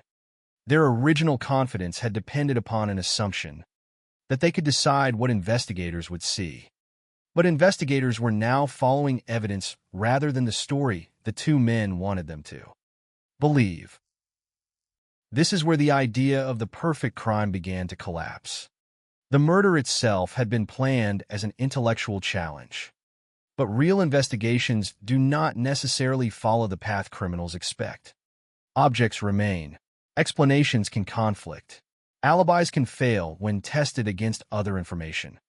And a plan built around absolute control can be destroyed by one detail that its creators overlooked. Bobby's death had been intended to disappear behind a false kidnapping. Instead, the discovery of his body transformed the investigation and gave authorities the physical evidence they needed to begin reconstructing what had happened. Leopold and Loeb had believed they could remain above the ordinary consequences of their actions. But now the authorities were moving toward them. The next phase would be defined not by the confidence of the two young men, but by questions they could no longer control. The glasses had created a lead. The alibi was beginning to weaken. The vehicle raised further questions. And as investigators continued, the distance between the crime they had planned and the truth they had tried to hide grew smaller. Bobby Franks had entered the vehicle alive. He had been killed as part of a deliberate plan. His body had been hidden, and his family had been drawn into a false ransom scheme. But the investigation was no longer moving according to Leopold and Loeb's design. Their supposed perfect crime was becoming a case that could be solved, and the two men who believed they had outsmarted everyone were about to discover that the most dangerous part of a criminal plan is often what its creators fail to anticipate. The death of Bobby Franks had already transformed the lives of everyone connected to him. But for Nathan Leopold Jr. and Richard Loeb, the crime was not yet finished. In their minds, the killing had only been one stage of a larger plan. They had wanted to create what they considered a perfect crime, and the next step was to make the murder look like something else. Bobby was dead, but Leopold and Loeb intended to create the impression that he had been kidnapped for ransom. The distinction mattered because they believed a financial motive would give investigators an explanation that appeared ordinary. A kidnapping for money was a crime authorities could understand. Two wealthy young men killing a 14-year-old boy simply to prove that they were capable of committing an unsolved crime was something far more difficult to explain. The ransom scheme was therefore designed not merely to obtain money, but to conceal the true purpose of the killing. After Bobby was killed, Leopold and Loeb transported his body to an isolated area near Hammond, Indiana. They concealed him in a drainage culvert and then returned to Chicago. The body was hidden, but the two men still needed to construct a story around Bobby's disappearance. That story would be delivered through a ransom letter. The family would be given instructions and asked to follow the demands of the supposed kidnappers. The objective was to make the disappearance appear to be part of a kidnapping in which Bobby might still be alive. But there was a cruel contradiction at the heart of the scheme. Bobby could not be returned. He could not answer his family's questions. He could not follow instructions or come home. His fate had already been decided before the ransom deception began. The family, however, did not know that. From their perspective, the disappearance of a 14-year-old son created the possibility of both terror and hope. If a child had been kidnapped for money, cooperation might lead to his safe return. That possibility was precisely what the ransom scheme was designed to exploit. The available information does not provide detailed private conversations between Bobby's family members, nor does it give verbatim exchanges between the family and the supposed kidnappers. Those details cannot be reconstructed without inventing material. What can be understood from the structure of the plan is that Leopold and Loeb were attempting to control the family's behavior through fear and uncertainty.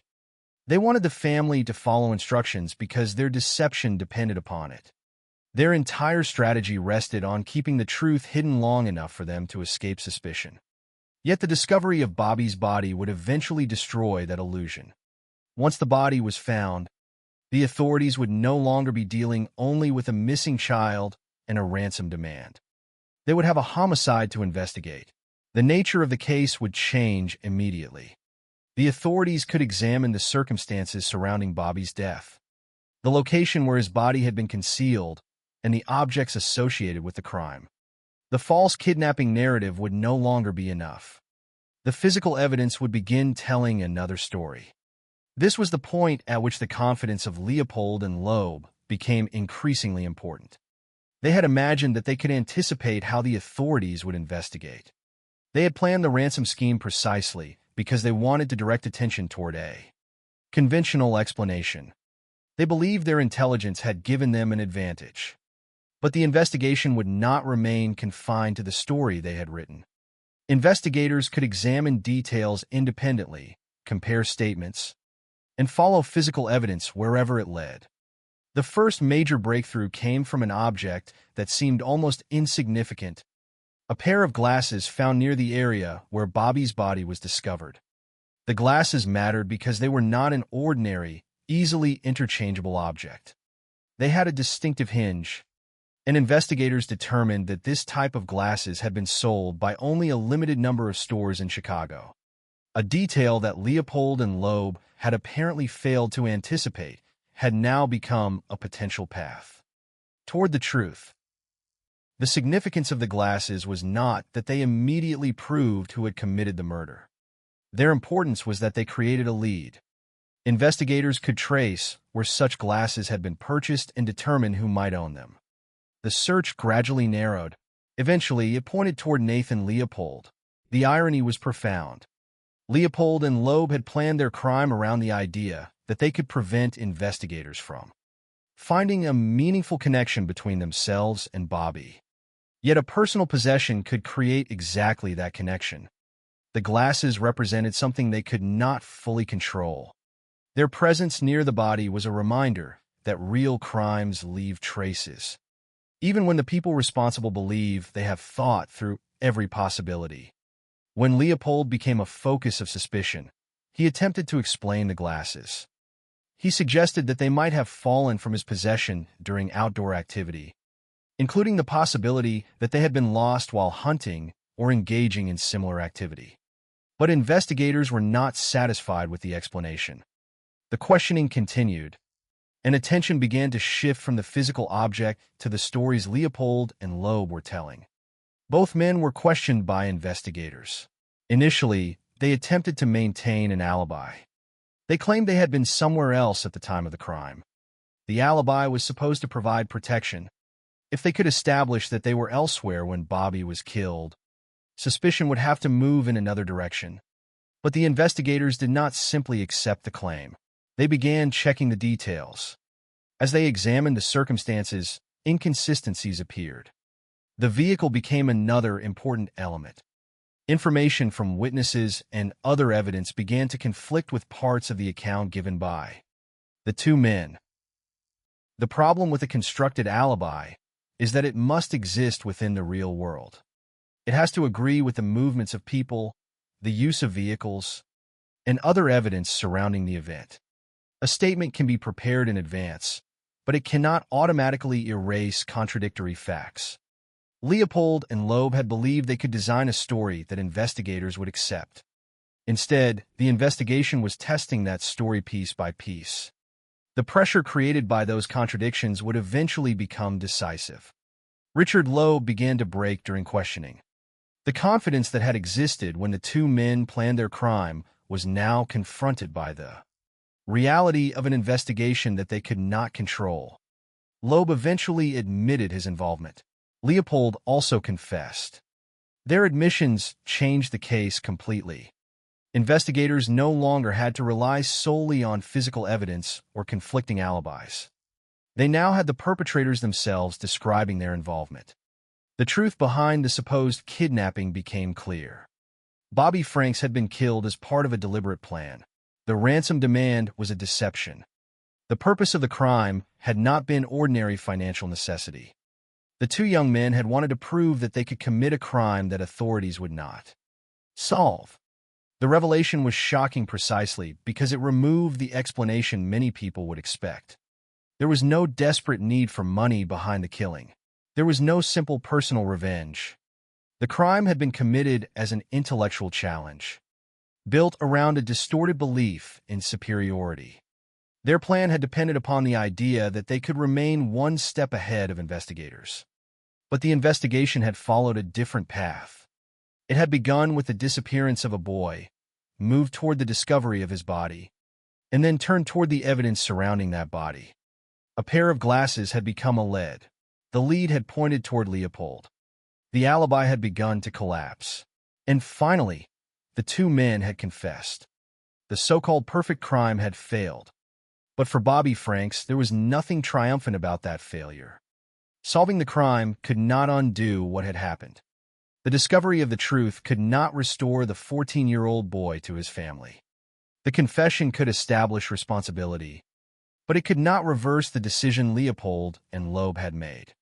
That distinction would become increasingly important as the case moved toward court. The investigation had answered the question of who was responsible. The next question would be more difficult. What should happen to two young men who had deliberately taken a life? And should the state punish them with death?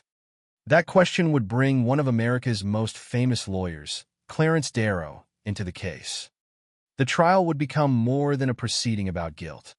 It would become a national debate about youth, responsibility, punishment, and the death penalty. And behind all of those arguments would remain the same fact that no courtroom strategy could change. Bobby Franks had been 14 years old when his life was taken, and the crime that ended it had been conceived by two young men who believed they could turn murder into proof of their own superiority.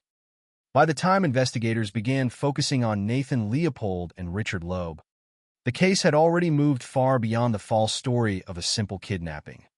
Bobby Franks was dead. His body had been discovered near Hammond, Indiana, and the authorities were examining the evidence surrounding the crime.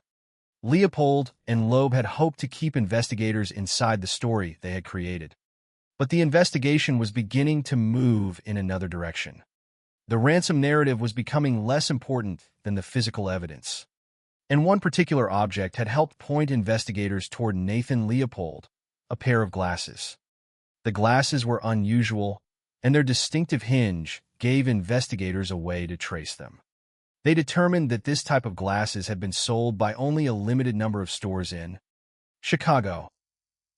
That information narrowed the possibilities, eventually directing attention toward Leopold. It was an unexpected weakness in a plan that had been designed around the belief that the perpetrators could control what evidence investigators found. Leopold now had to explain why an object associated with him had appeared near the area where Bobby's body was discovered. He offered an explanation, suggesting that the glasses could have been lost during outdoor activity, including hunting. But the explanation did not satisfy investigators. The investigation continued, and the questions became increasingly focused on Leopold and Loeb themselves. This was a crucial moment because the two young men had originally believed that their intelligence would allow them to stay ahead of the authorities. Their plan depended upon anticipating what investigators would look for and providing an alternative explanation before suspicion could reach them. But an investigation does not have to accept the framework created by suspects. It can test every explanation against evidence. That was now happening. Leopold and Loeb were questioned, and both attempted to maintain an alibi. They claimed they had been somewhere else when the crime occurred. On the surface, an alibi could have offered protection. If they could establish that they were elsewhere at the relevant time, they would have a direct answer to the question of whether they could have committed the murder. But the strength of an alibi depends on whether it survives independent examination. Investigators began checking the details of the story. The vehicle used by the two men became important, and information from witnesses and other evidence began to raise inconsistencies. The more the authorities examined the account, the more difficult it became to maintain the appearance of certainty. This was the opposite of what Leopold and Loeb had imagined when they planned the crime. They had wanted to create a situation in which investigators would have no reliable path toward them.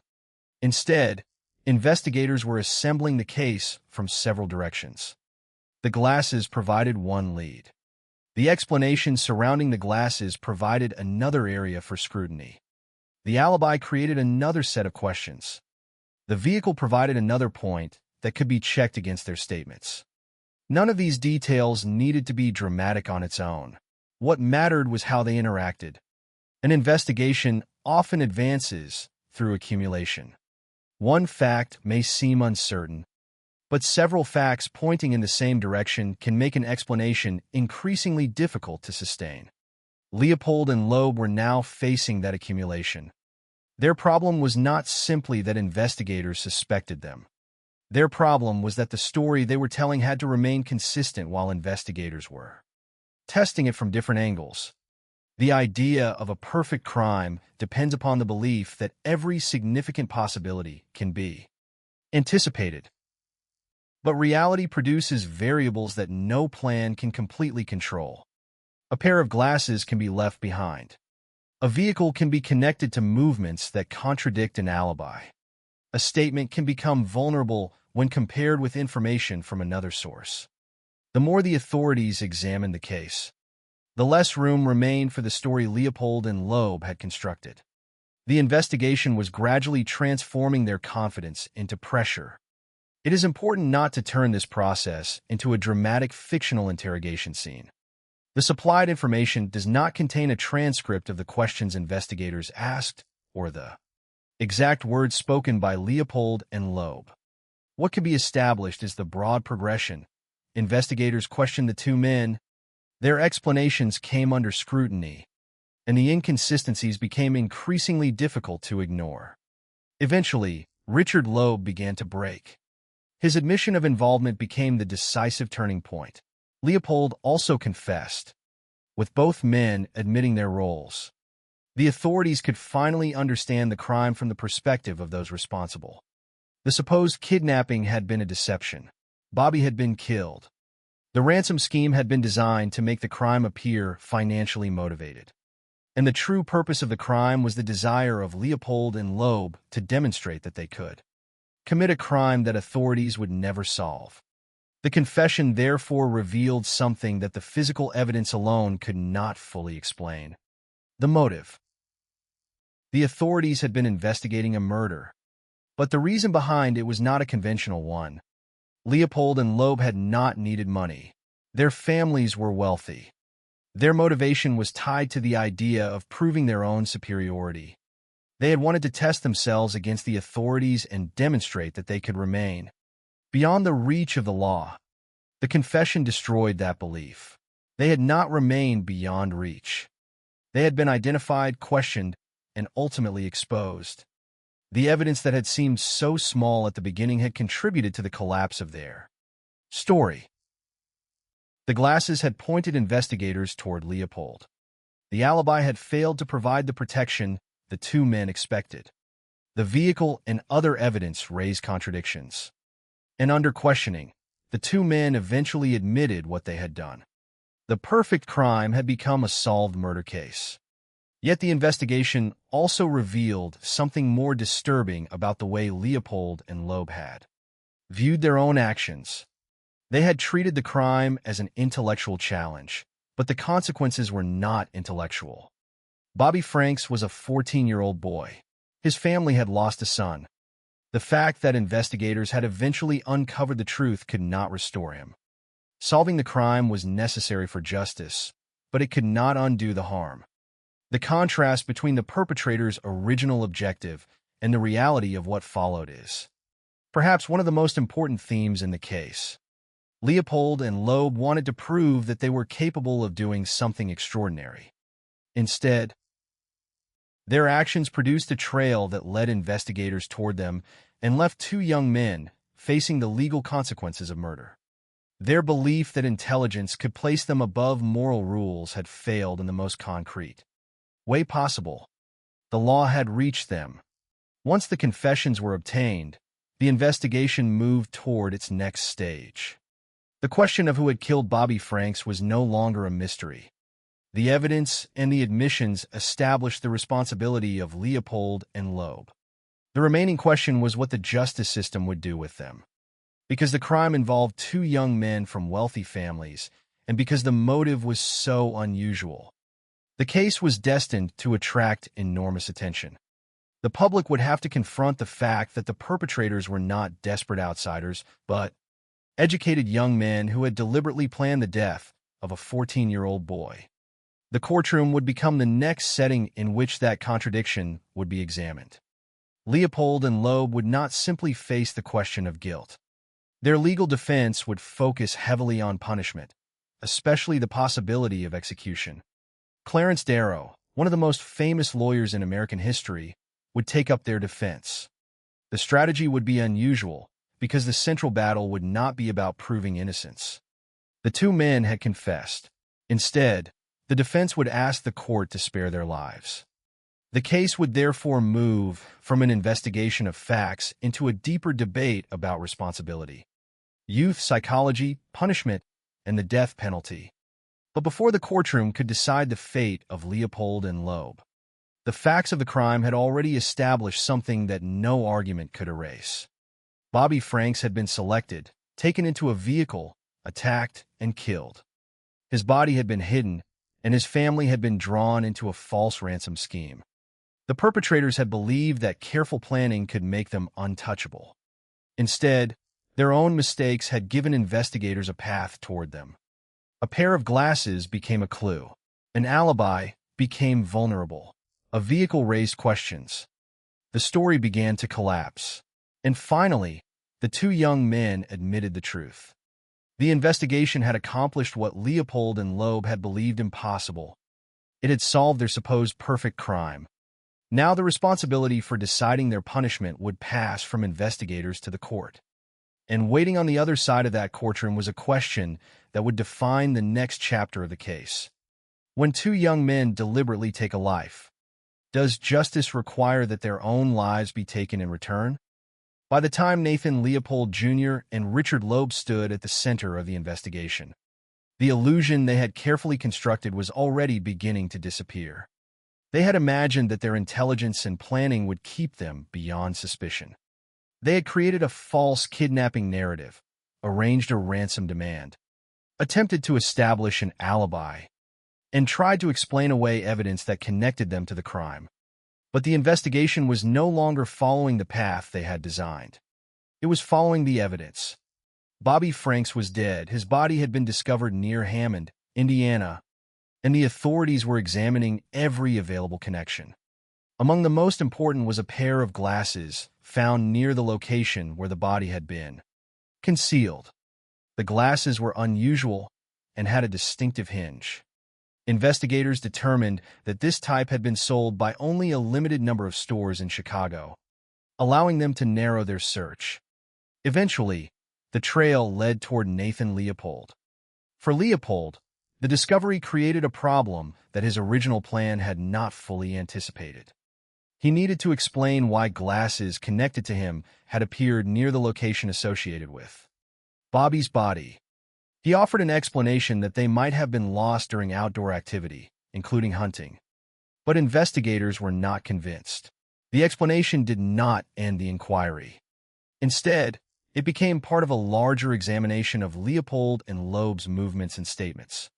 Both men were questioned, and both attempted to maintain an alibi. They claimed they had been somewhere else at the time of the crime. The alibi was important because it represented their attempt to place themselves outside the event. If investigators could accept their account, suspicion might move elsewhere. But the authorities did not simply accept what they were told. They began testing the story against other evidence. The vehicle used by the two men became significant, and information from witnesses and other evidence began to reveal inconsistencies. The problem was no longer one isolated piece of evidence. It was the growing conflict between the story Leopold and Loeb wanted investigators to believe and the facts investigators were uncovering. The two men had planned the crime on the assumption that they could control the investigation. But an alibi is only effective if it can survive independent verification. Every detail has to fit. The people involved have to support it. The movements of the suspects have to be consistent with the surrounding circumstances. The physical evidence has to allow for it. As investigators examined the account more closely, the The protection the alibi was supposed to provide began to weaken. The investigation was gradually reducing the number of possible explanations. The pair of glasses pointed toward Leopold.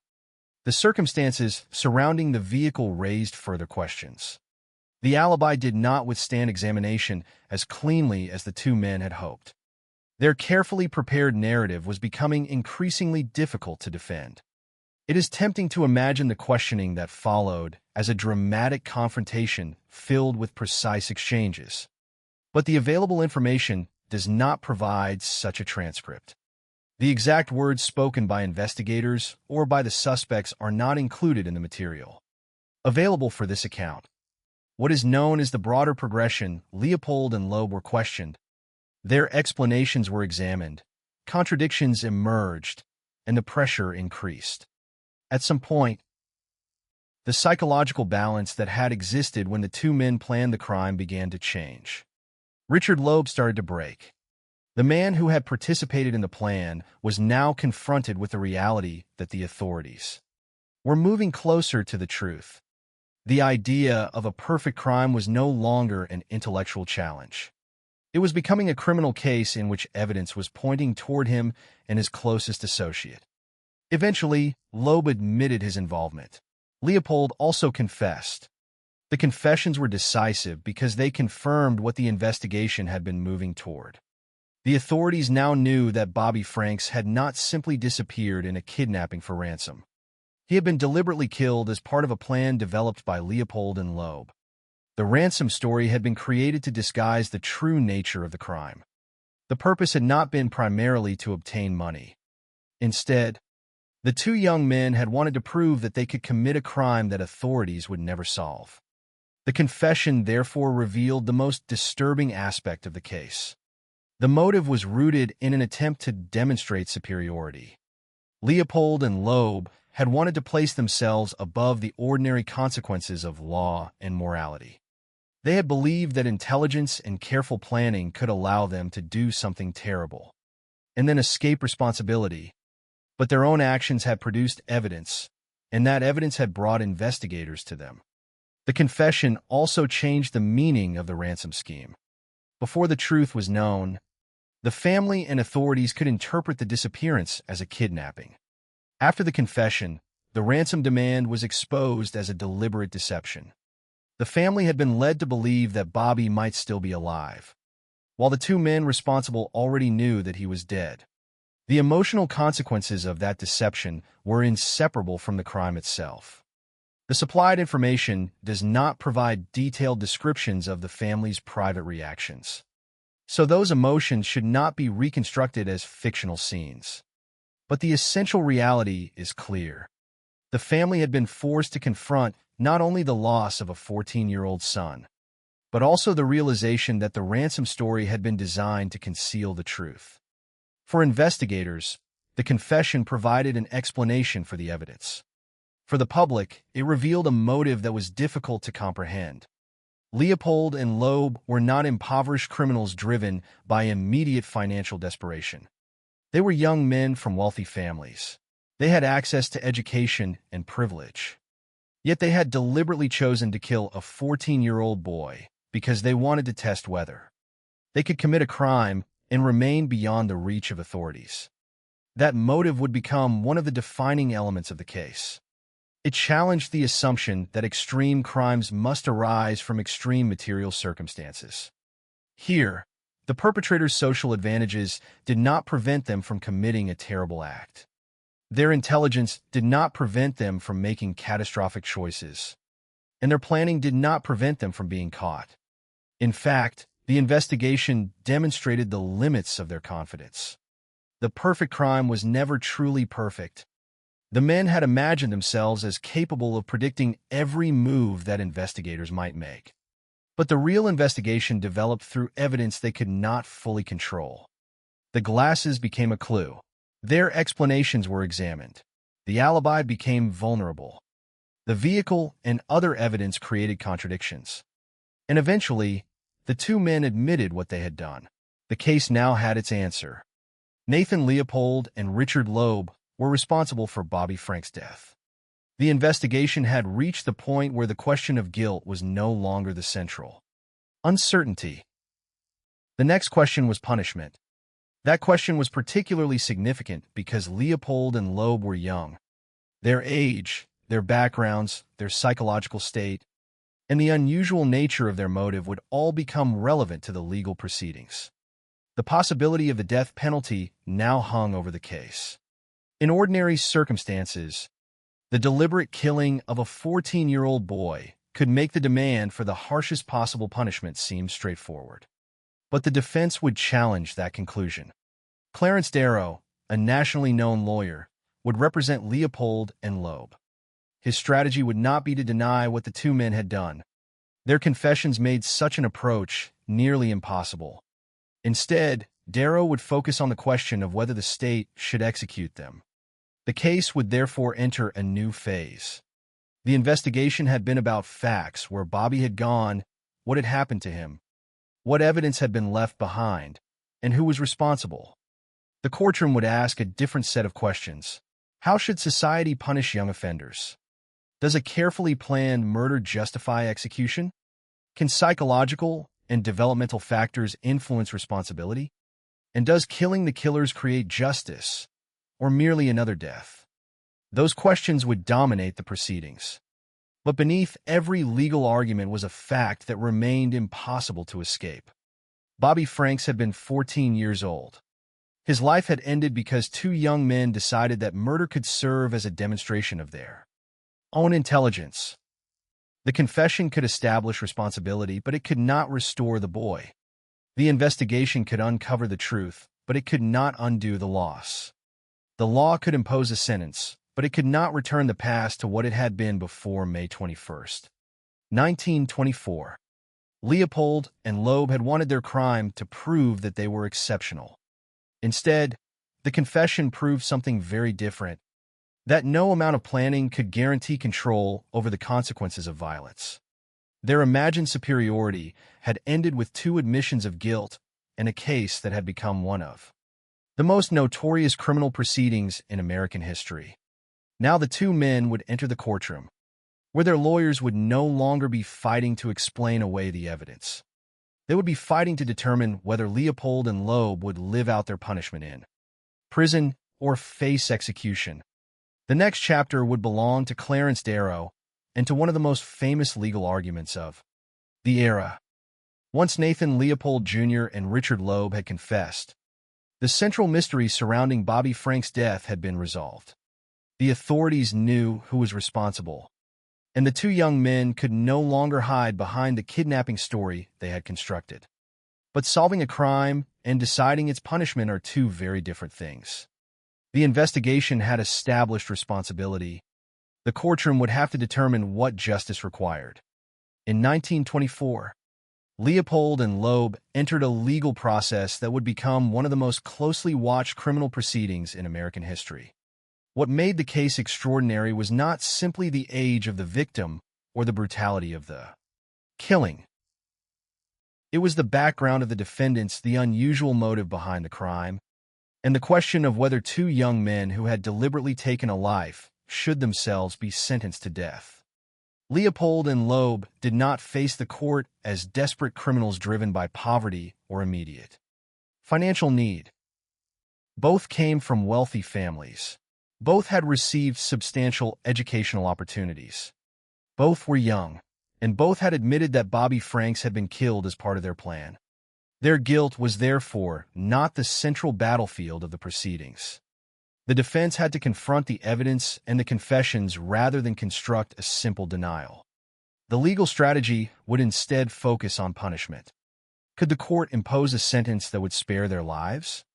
That question brought Clarence Darrow into the case. Darrow was already one of the most famous lawyers in the United States. His reputation was closely associated with cases involving difficult questions of criminal responsibility, social circumstances, and the death penalty. For Leopold and Loeb, his involvement offered a different kind of defense.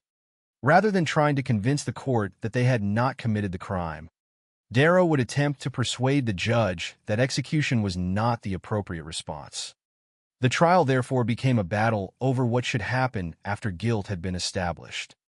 The proceedings began in 1924, and Leopold and Loeb entered pleas of guilty. By doing so, they did not require a jury to determine whether they had committed the crimes. The punishment would instead be decided by the judge. This was a significant decision because it placed the fate of the two young men directly in the hands of the court. The judge presiding over the case was John R. Caverly. His task was not simply to react emotionally to the horror of Bobby's murder. He had to consider the law and the circumstances surrounding the defendants before determining their punishment. For the prosecution, the underlying facts were devastating. A 14-year-old boy had been selected as the victim of a planned crime. He had been taken into a vehicle, killed, and concealed. A ransom scheme had then been created to make the crime appear to be a kidnapping for money. The perpetrators had not been acting out of financial desperation. They had wanted to prove that they could commit what they considered a perfect crime. These facts made the case especially difficult to defend on ordinary grounds. There was no credible argument that Bobby's death had simply been an accident. There was no claim that the two men had been acting under an immediate necessity to obtain money. Their actions had been deliberate, and the evidence had ultimately led investigators to them. Darrow therefore approached the case from another direction. His argument centered on the idea that Leopold and Loeb were young and that their actions had been influenced by their psychological development, their environment, and other circumstances. He argued against the death penalty. For Darrow, the central issue was not whether Bobby's life had been valuable. It unquestionably was. Nor was it whether the defendants had caused his death. They had. The question was whether society should respond by taking the lives of the two young men in return. Darrow argued that execution would not bring Bobby back. The death of the defendants could not reverse what had happened to the 14-year-old victim. Instead, he urged the court to consider punishment in a broader context, one that included the age and psychological circumstances of Leopold and Loeb. The argument represented a fundamental disagreement about the purpose of criminal justice. One view could see the death penalty as the ultimate punishment for an intentional killing. Another could argue that justice should not simply reproduce the violence of the original crime. Darrow belonged firmly to the latter position. His defense became one of the most famous arguments against capital punishment in American legal history. He spent many hours addressing the court and attempting to place the actions of Leopold and Loeb within a wider understanding of human behavior. His argument emphasized youth, environment, psychological influences, and the possibility that human beings are shaped by circumstances beyond their immediate conscious control. This did not mean that Darrow presented the crime as acceptable. The crime remained a terrible act, and Bobby remained its victim. Instead, Darrow was asking the court to separate the question of guilt from the question of punishment. A person could be responsible for a terrible crime without the state necessarily being required to execute that person. This distinction became the foundation of the defense. The circumstances surrounding Leopold and Loeb made the argument especially controversial. Their wealth and education could easily be viewed as evidence that they had possessed every opportunity to make different choices. Why should privileged young men receive compassion after deliberately killing a 14-year-old boy? That question was unavoidable. Yet Darrow's argument asked the court to look beyond privilege and examine the psychological and developmental factors that might have contributed to the crime. The defense sought to persuade the judge that the two defendants were still young enough that their lives should not be considered irredeemable. The courtroom thus became a place where competing ideas of justice confronted one another. On one side was the reality of Bobby Frank's death and the understandable demand for severe punishment. On the other was Darrow's argument that the justice system should not answer one killing with another. The case also raised a broader question about whether society benefits from executing offenders or whether punishment should serve a different purpose. Darrow's position was that execution was not necessary to achieve justice. His defense asked the court to impose imprisonment instead, allowing the defendants to live with the consequences of their actions rather than ending their lives. The proceedings attracted enormous public attention because Leopold and Loeb represented a disturbing contradiction. They were young and educated, yet they had committed a calculated killing. They came from wealthy families, yet money had not been the central motive. They had believed themselves intellectually superior, yet their supposed perfect crime had collapsed under investigation, and now their fate depended upon a legal argument about whether their lives should be spared. The case was no longer simply a story about two killers and their victim. It had become a national discussion about punishment, youth morality, and the limits of the death penalty. Through Darrow's defense, the court was being asked to consider not only what Leopold and Loeb had done, but also what kind of response the justice system should make to such an act. The final decision would belong to Judge John R. Caverly. He would have to weigh the seriousness of the murder, the deliberate nature of the crime, the kidnapping, the age of the defendants, and the arguments presented by the defense. Whatever punishment he selected would become part of the historical legacy of the case. For Bobby's family, however, no legal argument could change the fundamental reality of what had happened. A 14-year-old boy had lost his life, and the courtroom could not restore it. The purpose of the proceedings was not to undo the crime, but to determine how the state would respond. Clarence Darrow's defense had shifted the central question from did they do it to what should be done with them. It was a question that would ultimately determine whether Leopold and Loeb lived or died as prisoners.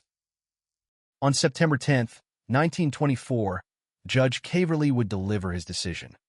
The sentence would surprise many who expected the crime to result in execution.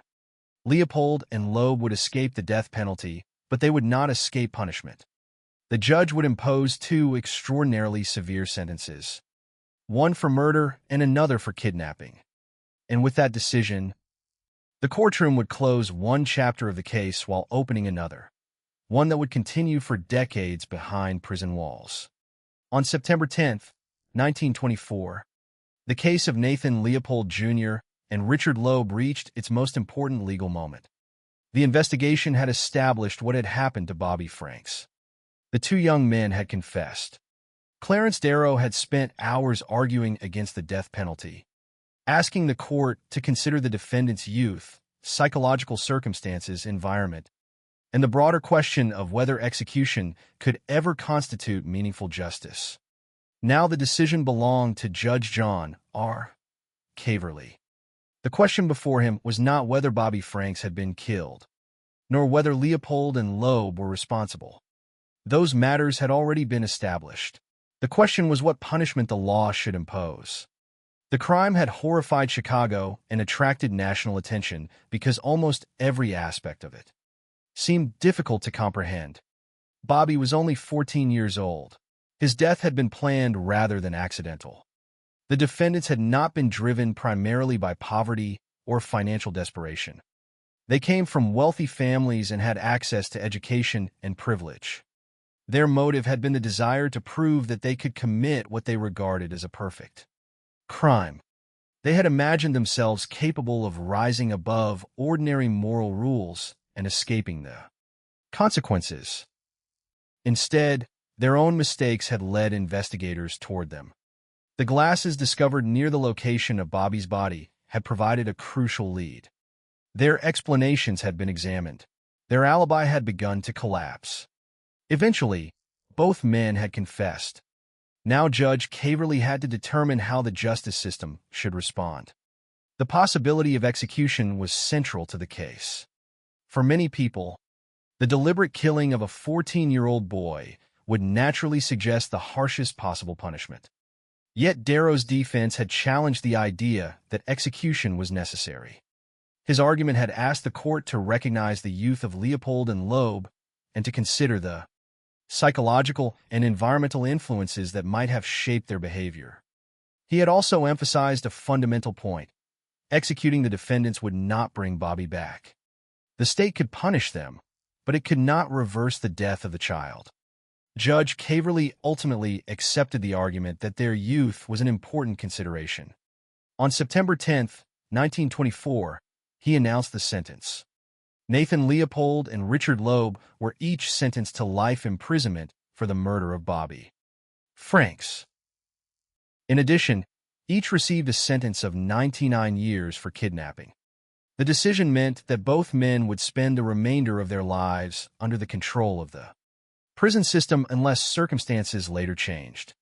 They had escaped execution, but they had not escaped punishment. The sentences represented a compromise between the severity of the crime and the court's decision that the defendants should not be put to death. For the families and the public, the ruling could be viewed in profoundly different ways. Some could see the avoidance of execution as an appropriate application of restraint. Others could regard the sentence as insufficient given the deliberate nature of the murder. But regardless of public opinion, the legal decision established that Leopold and Loeb would live. The courtroom phase of the case had ended, but the consequences would continue for decades. Leopold and Loeb were sent to prison, initially to Joliet Prison, and later to Stateville Penitentiary in Illinois.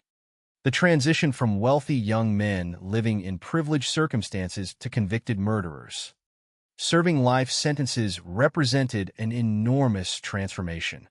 Before the crime, they had possessed educational opportunities and social advantages. They had believed themselves capable of standing outside the ordinary rules governing other people. Now those same two men were prisoners. Their lives were defined not by freedom, academic achievement, or family wealth, but by the sentence imposed after the death of Bobby Franks. Their imprisonment also meant that the story did not simply end with the judge's decision. Leopold and Loeb remained connected to one another inside the prison system. The relationship that had existed before the murder continued in some form after their convictions. The same unusual bond that had contributed to the crime remained part of their prison lives. But prison could not erase the central fact that their relationship had helped produce a tragedy. Their friendship had once revolved around ideas of superiority, control, and the desire to prove themselves capable of extraordinary acts.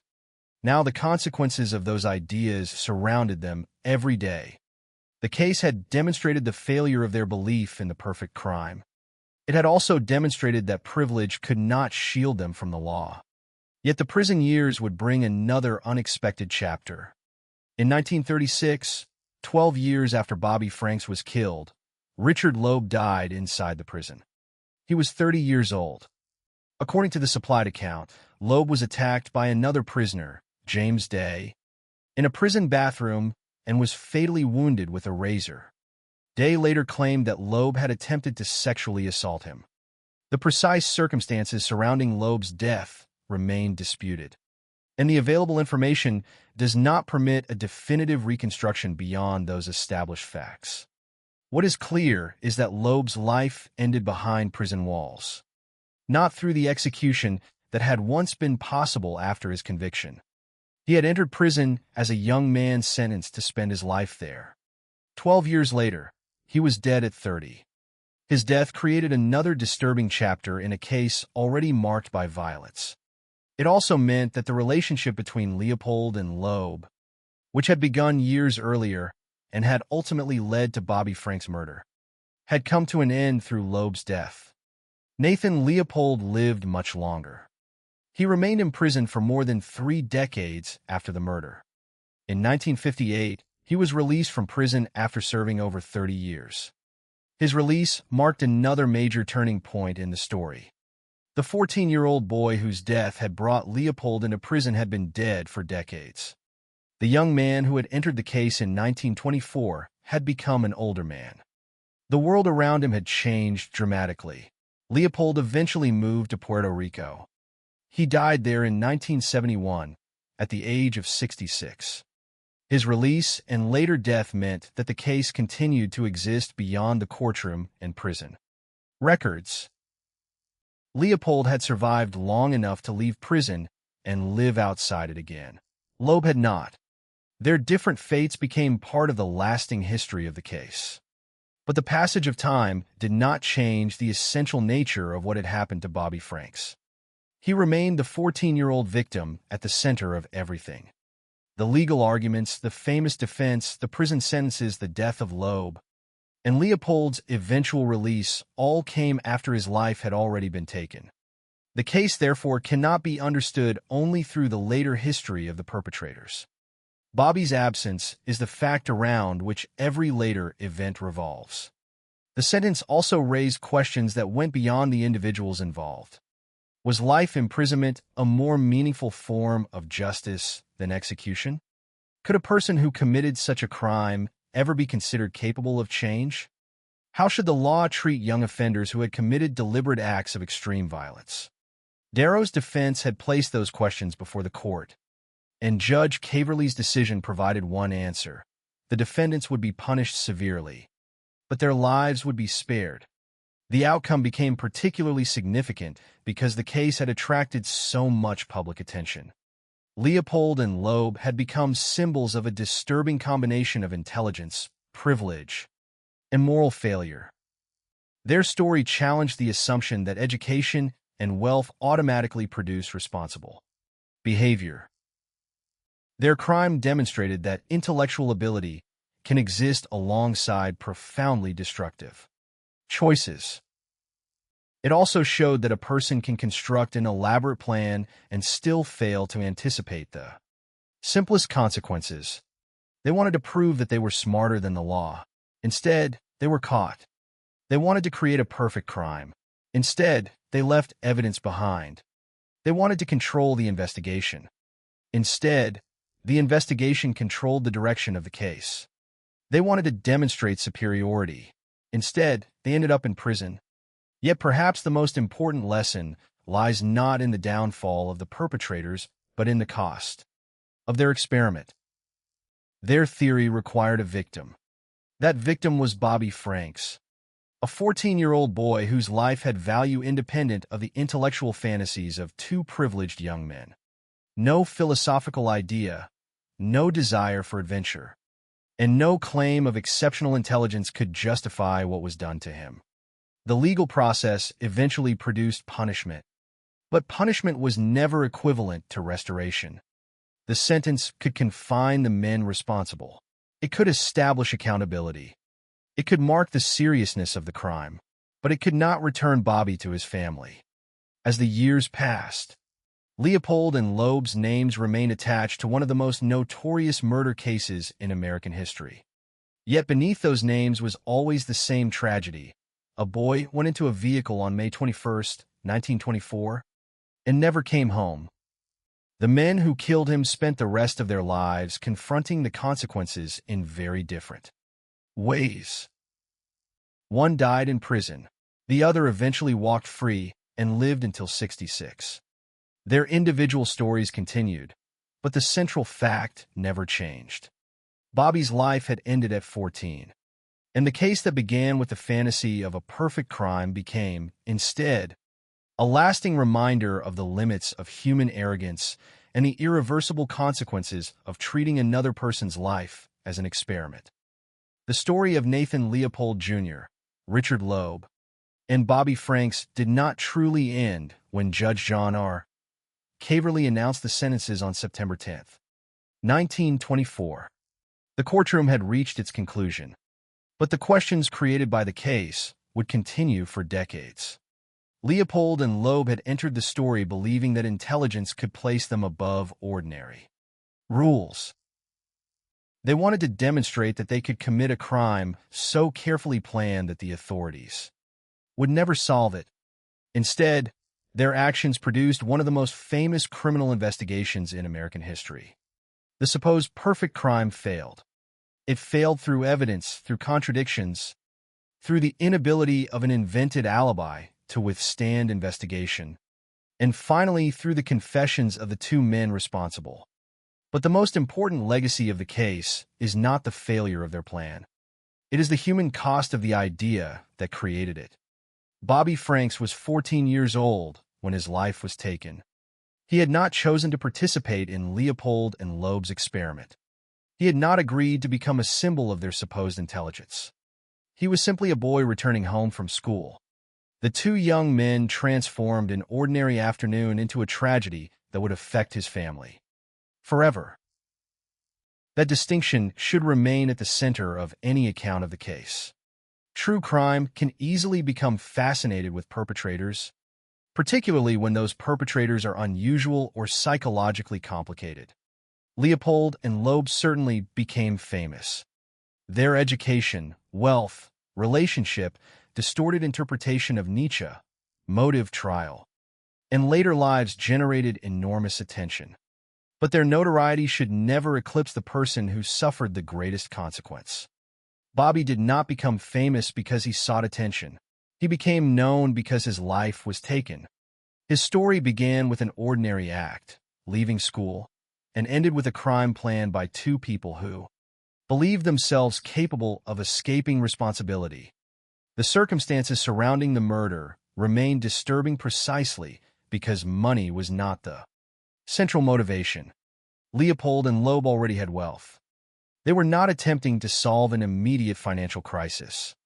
Their goal was to prove that they could commit a crime that authorities could not solve. They called the concept of perfect crime, and their distorted belief in intellectual superiority gave the plan its foundation. They believed that exceptional intelligence allowed them to stand above ordinary moral standards. But the outcome exposed the weakness of that belief. Intelligence does not remove consequences. Education does not guarantee morality. Wealth does not create immunity from the law. And careful planning cannot guarantee control over the future. The investigation itself became a demonstration of that reality. Leopold and Loeb attempted to construct an alternative story around Bobby's disappearance. They wanted authorities to believe that he had been kidnapped for ransom. They tried to support that story with a ransom demand and an alibi. But the physical evidence did not cooperate with their narrative. The discovery of a pair of glasses near the location where Bobby's body was found became a crucial lead. Their unusual characteristics allowed investigators to narrow the search, eventually connecting the evidence to Nathan Leopold. The explanation offered for the glasses did not satisfy investigators. The alibi also came under examination. Information concerning the vehicle and other evidence created contradictions. Each development weakened the structure of the supposed perfect crime. Finally, Richard Loeb admitted his involvement, followed by Leopold. The investigation had done what the two men had believed impossible. It had found them. Their confession also revealed the disturbing truth about their motive. The ransom story was not the real reason behind the crime. It was a disguise. The actual purpose had been the desire to prove that they could commit murder and remain beyond the reach of authorities. That revelation made the case more difficult to understand, not less. A financial motive might have provided a familiar explanation. Instead, the crime was rooted in arrogance and a distorted belief in superiority. This became one of the defining features of the case, and one reason it continued to fascinate the public. The courtroom then transformed the case into a larger debate. Because Leopold and Loeb were young, and because their guilt had been established, Clarence Darrow did not center his defense on denying responsibility. He argued against execution. His position was that their youth, environment, psychological circumstances, and development should be considered when deciding punishment. He argued that killing the two defendants would not bring Bobby back. The issue, therefore, became larger than the individual defendants. It became a question about the purpose of punishment itself. Should justice be understood primarily as retribution? Should the state execute people who deliberately take another life? Or should society consider whether imprisonment can achieve justice without another death? Judge Caverly ultimately sentenced Leopold and Loeb to life imprisonment for murder and 99 years for kidnapping. Their lives were spared, but their freedom was largely taken from them. The decision became one of the most famous outcomes of the case and an important part of its legal legacy. It also ensured that Leopold and Loeb would continue to exist in the public imagination long after the trial. Their later lives unfolded separately within the prison system. They were initially sent to Joliet Prison and later held at Stateville Penitentiary in Illinois. Their relationship continued in prison, but the future would eventually divide them. In 1936, Richard Loeb died after being attacked by another prisoner, James Day, in a prison bathroom. Loeb was 30 years old. Day claimed that Loeb had attempted to sexually assault him, although the precise circumstances surrounding the death remained disputed. Loeb's death ended his story inside prison, but it did not end the public fascination with the case. Nathan Leopold survived for decades longer. After more than 30 years in prison, he was released in 1958. He later moved to Puerto Rico and died in 1971 at the age of 66. The different paths of the two perpetrators created a strange final chapter. One died behind prison walls at 30. The other eventually regained his freedom and lived into his 60s. Yet neither outcome changed the central fact of the case. Bobby Franks remained dead. Time could change the lives of the perpetrators, but it could not restore the victim. That is an essential perspective when considering the long-term legacy of the case. The story is often remembered through the names of Leopold and Loeb because their personalities, relationship, and motive were unusual. But their unusual qualities should not be mistaken for significance greater than the life that was lost. Bobby's death was the reason the investigation existed, the reason the courtroom proceedings took place, and the reason Leopold and Loeb spent years in prison. The case also leaves a broader warning about the danger of intellectualizing violence. Leopold and Loeb attempted to transform murder into a test of intelligence. They treated the crime as a problem to solve, a challenge to complete, and a demonstration of superiority. But murder is not an abstract puzzle. A victim is not an element in an experiment. A family is not merely part of a criminal narrative. And the consequences do not disappear because the perpetrators believe themselves clever enough to avoid them. Their failure was therefore more profound than being caught. They had misunderstood the nature of the act itself. They imagined that the most important question was whether they could get away with murder. The real question was what would happen to the human beings affected by it. Their answer never mattered to Bobby. He had no opportunity to negotiate, escape, or participate in the decision that ended his life. The case also demonstrates why evidence matters. The glasses may have appeared to be a small detail, but small details can become decisive when investigators connect them to larger patterns. The alibi may have seemed like protection, but an alibi that conflicts with evidence becomes another weakness. The vehicle, witness information, and other inconsistencies gradually reduce the space in which Leopold and Loeb could hide. Their intelligence did not defeat the investigation because investigation was not simply a contest of intelligence. It was a process of gathering facts and testing explanations. In the end, the perfect crime was exposed as an illusion. There was no perfect control, no perfect deception, and no escape from consequences. The case remains one of the most disturbing examples of what can happen when privilege, intelligence, and distorted ideas of superiority become separated from moral responsibility. Leopold and Loeb possessed opportunities that many people never receive. Yet those opportunities did not prevent them from making a catastrophic choice. Their story therefore resists any simple explanation. It cannot be reduced to wealth, education, philosophy, psychology, friendship, or any single factor. What can be stated clearly is that they made a deliberate decision to participate in the killing of Bobby Franks. And that decision changed countless lives. More than a century later, the case continues to raise difficult questions. What makes someone capable of treating another person's life as disposable? Can youth and psychological circumstances reduce responsibility for a deliberate act? What should punishment accomplish? And how should society remember a crime without turning its perpetrators into legends? Perhaps the most responsible way to remember Leopold and Loeb is to resist the mythology surrounding the perfect crime. Their plan was not brilliant in any meaningful moral sense. It was destructive. It depended upon the suffering and death of a child. Its failure did not make the perpetrators tragic geniuses. It revealed the limits of their arrogance. The lasting story is therefore not about two young men who believed they could outsmart the law. It is about a 14-year-old boy whose life was taken for an idea that never deserved to exist. Bobby Franks left school on May 21, 1924, expecting to return home.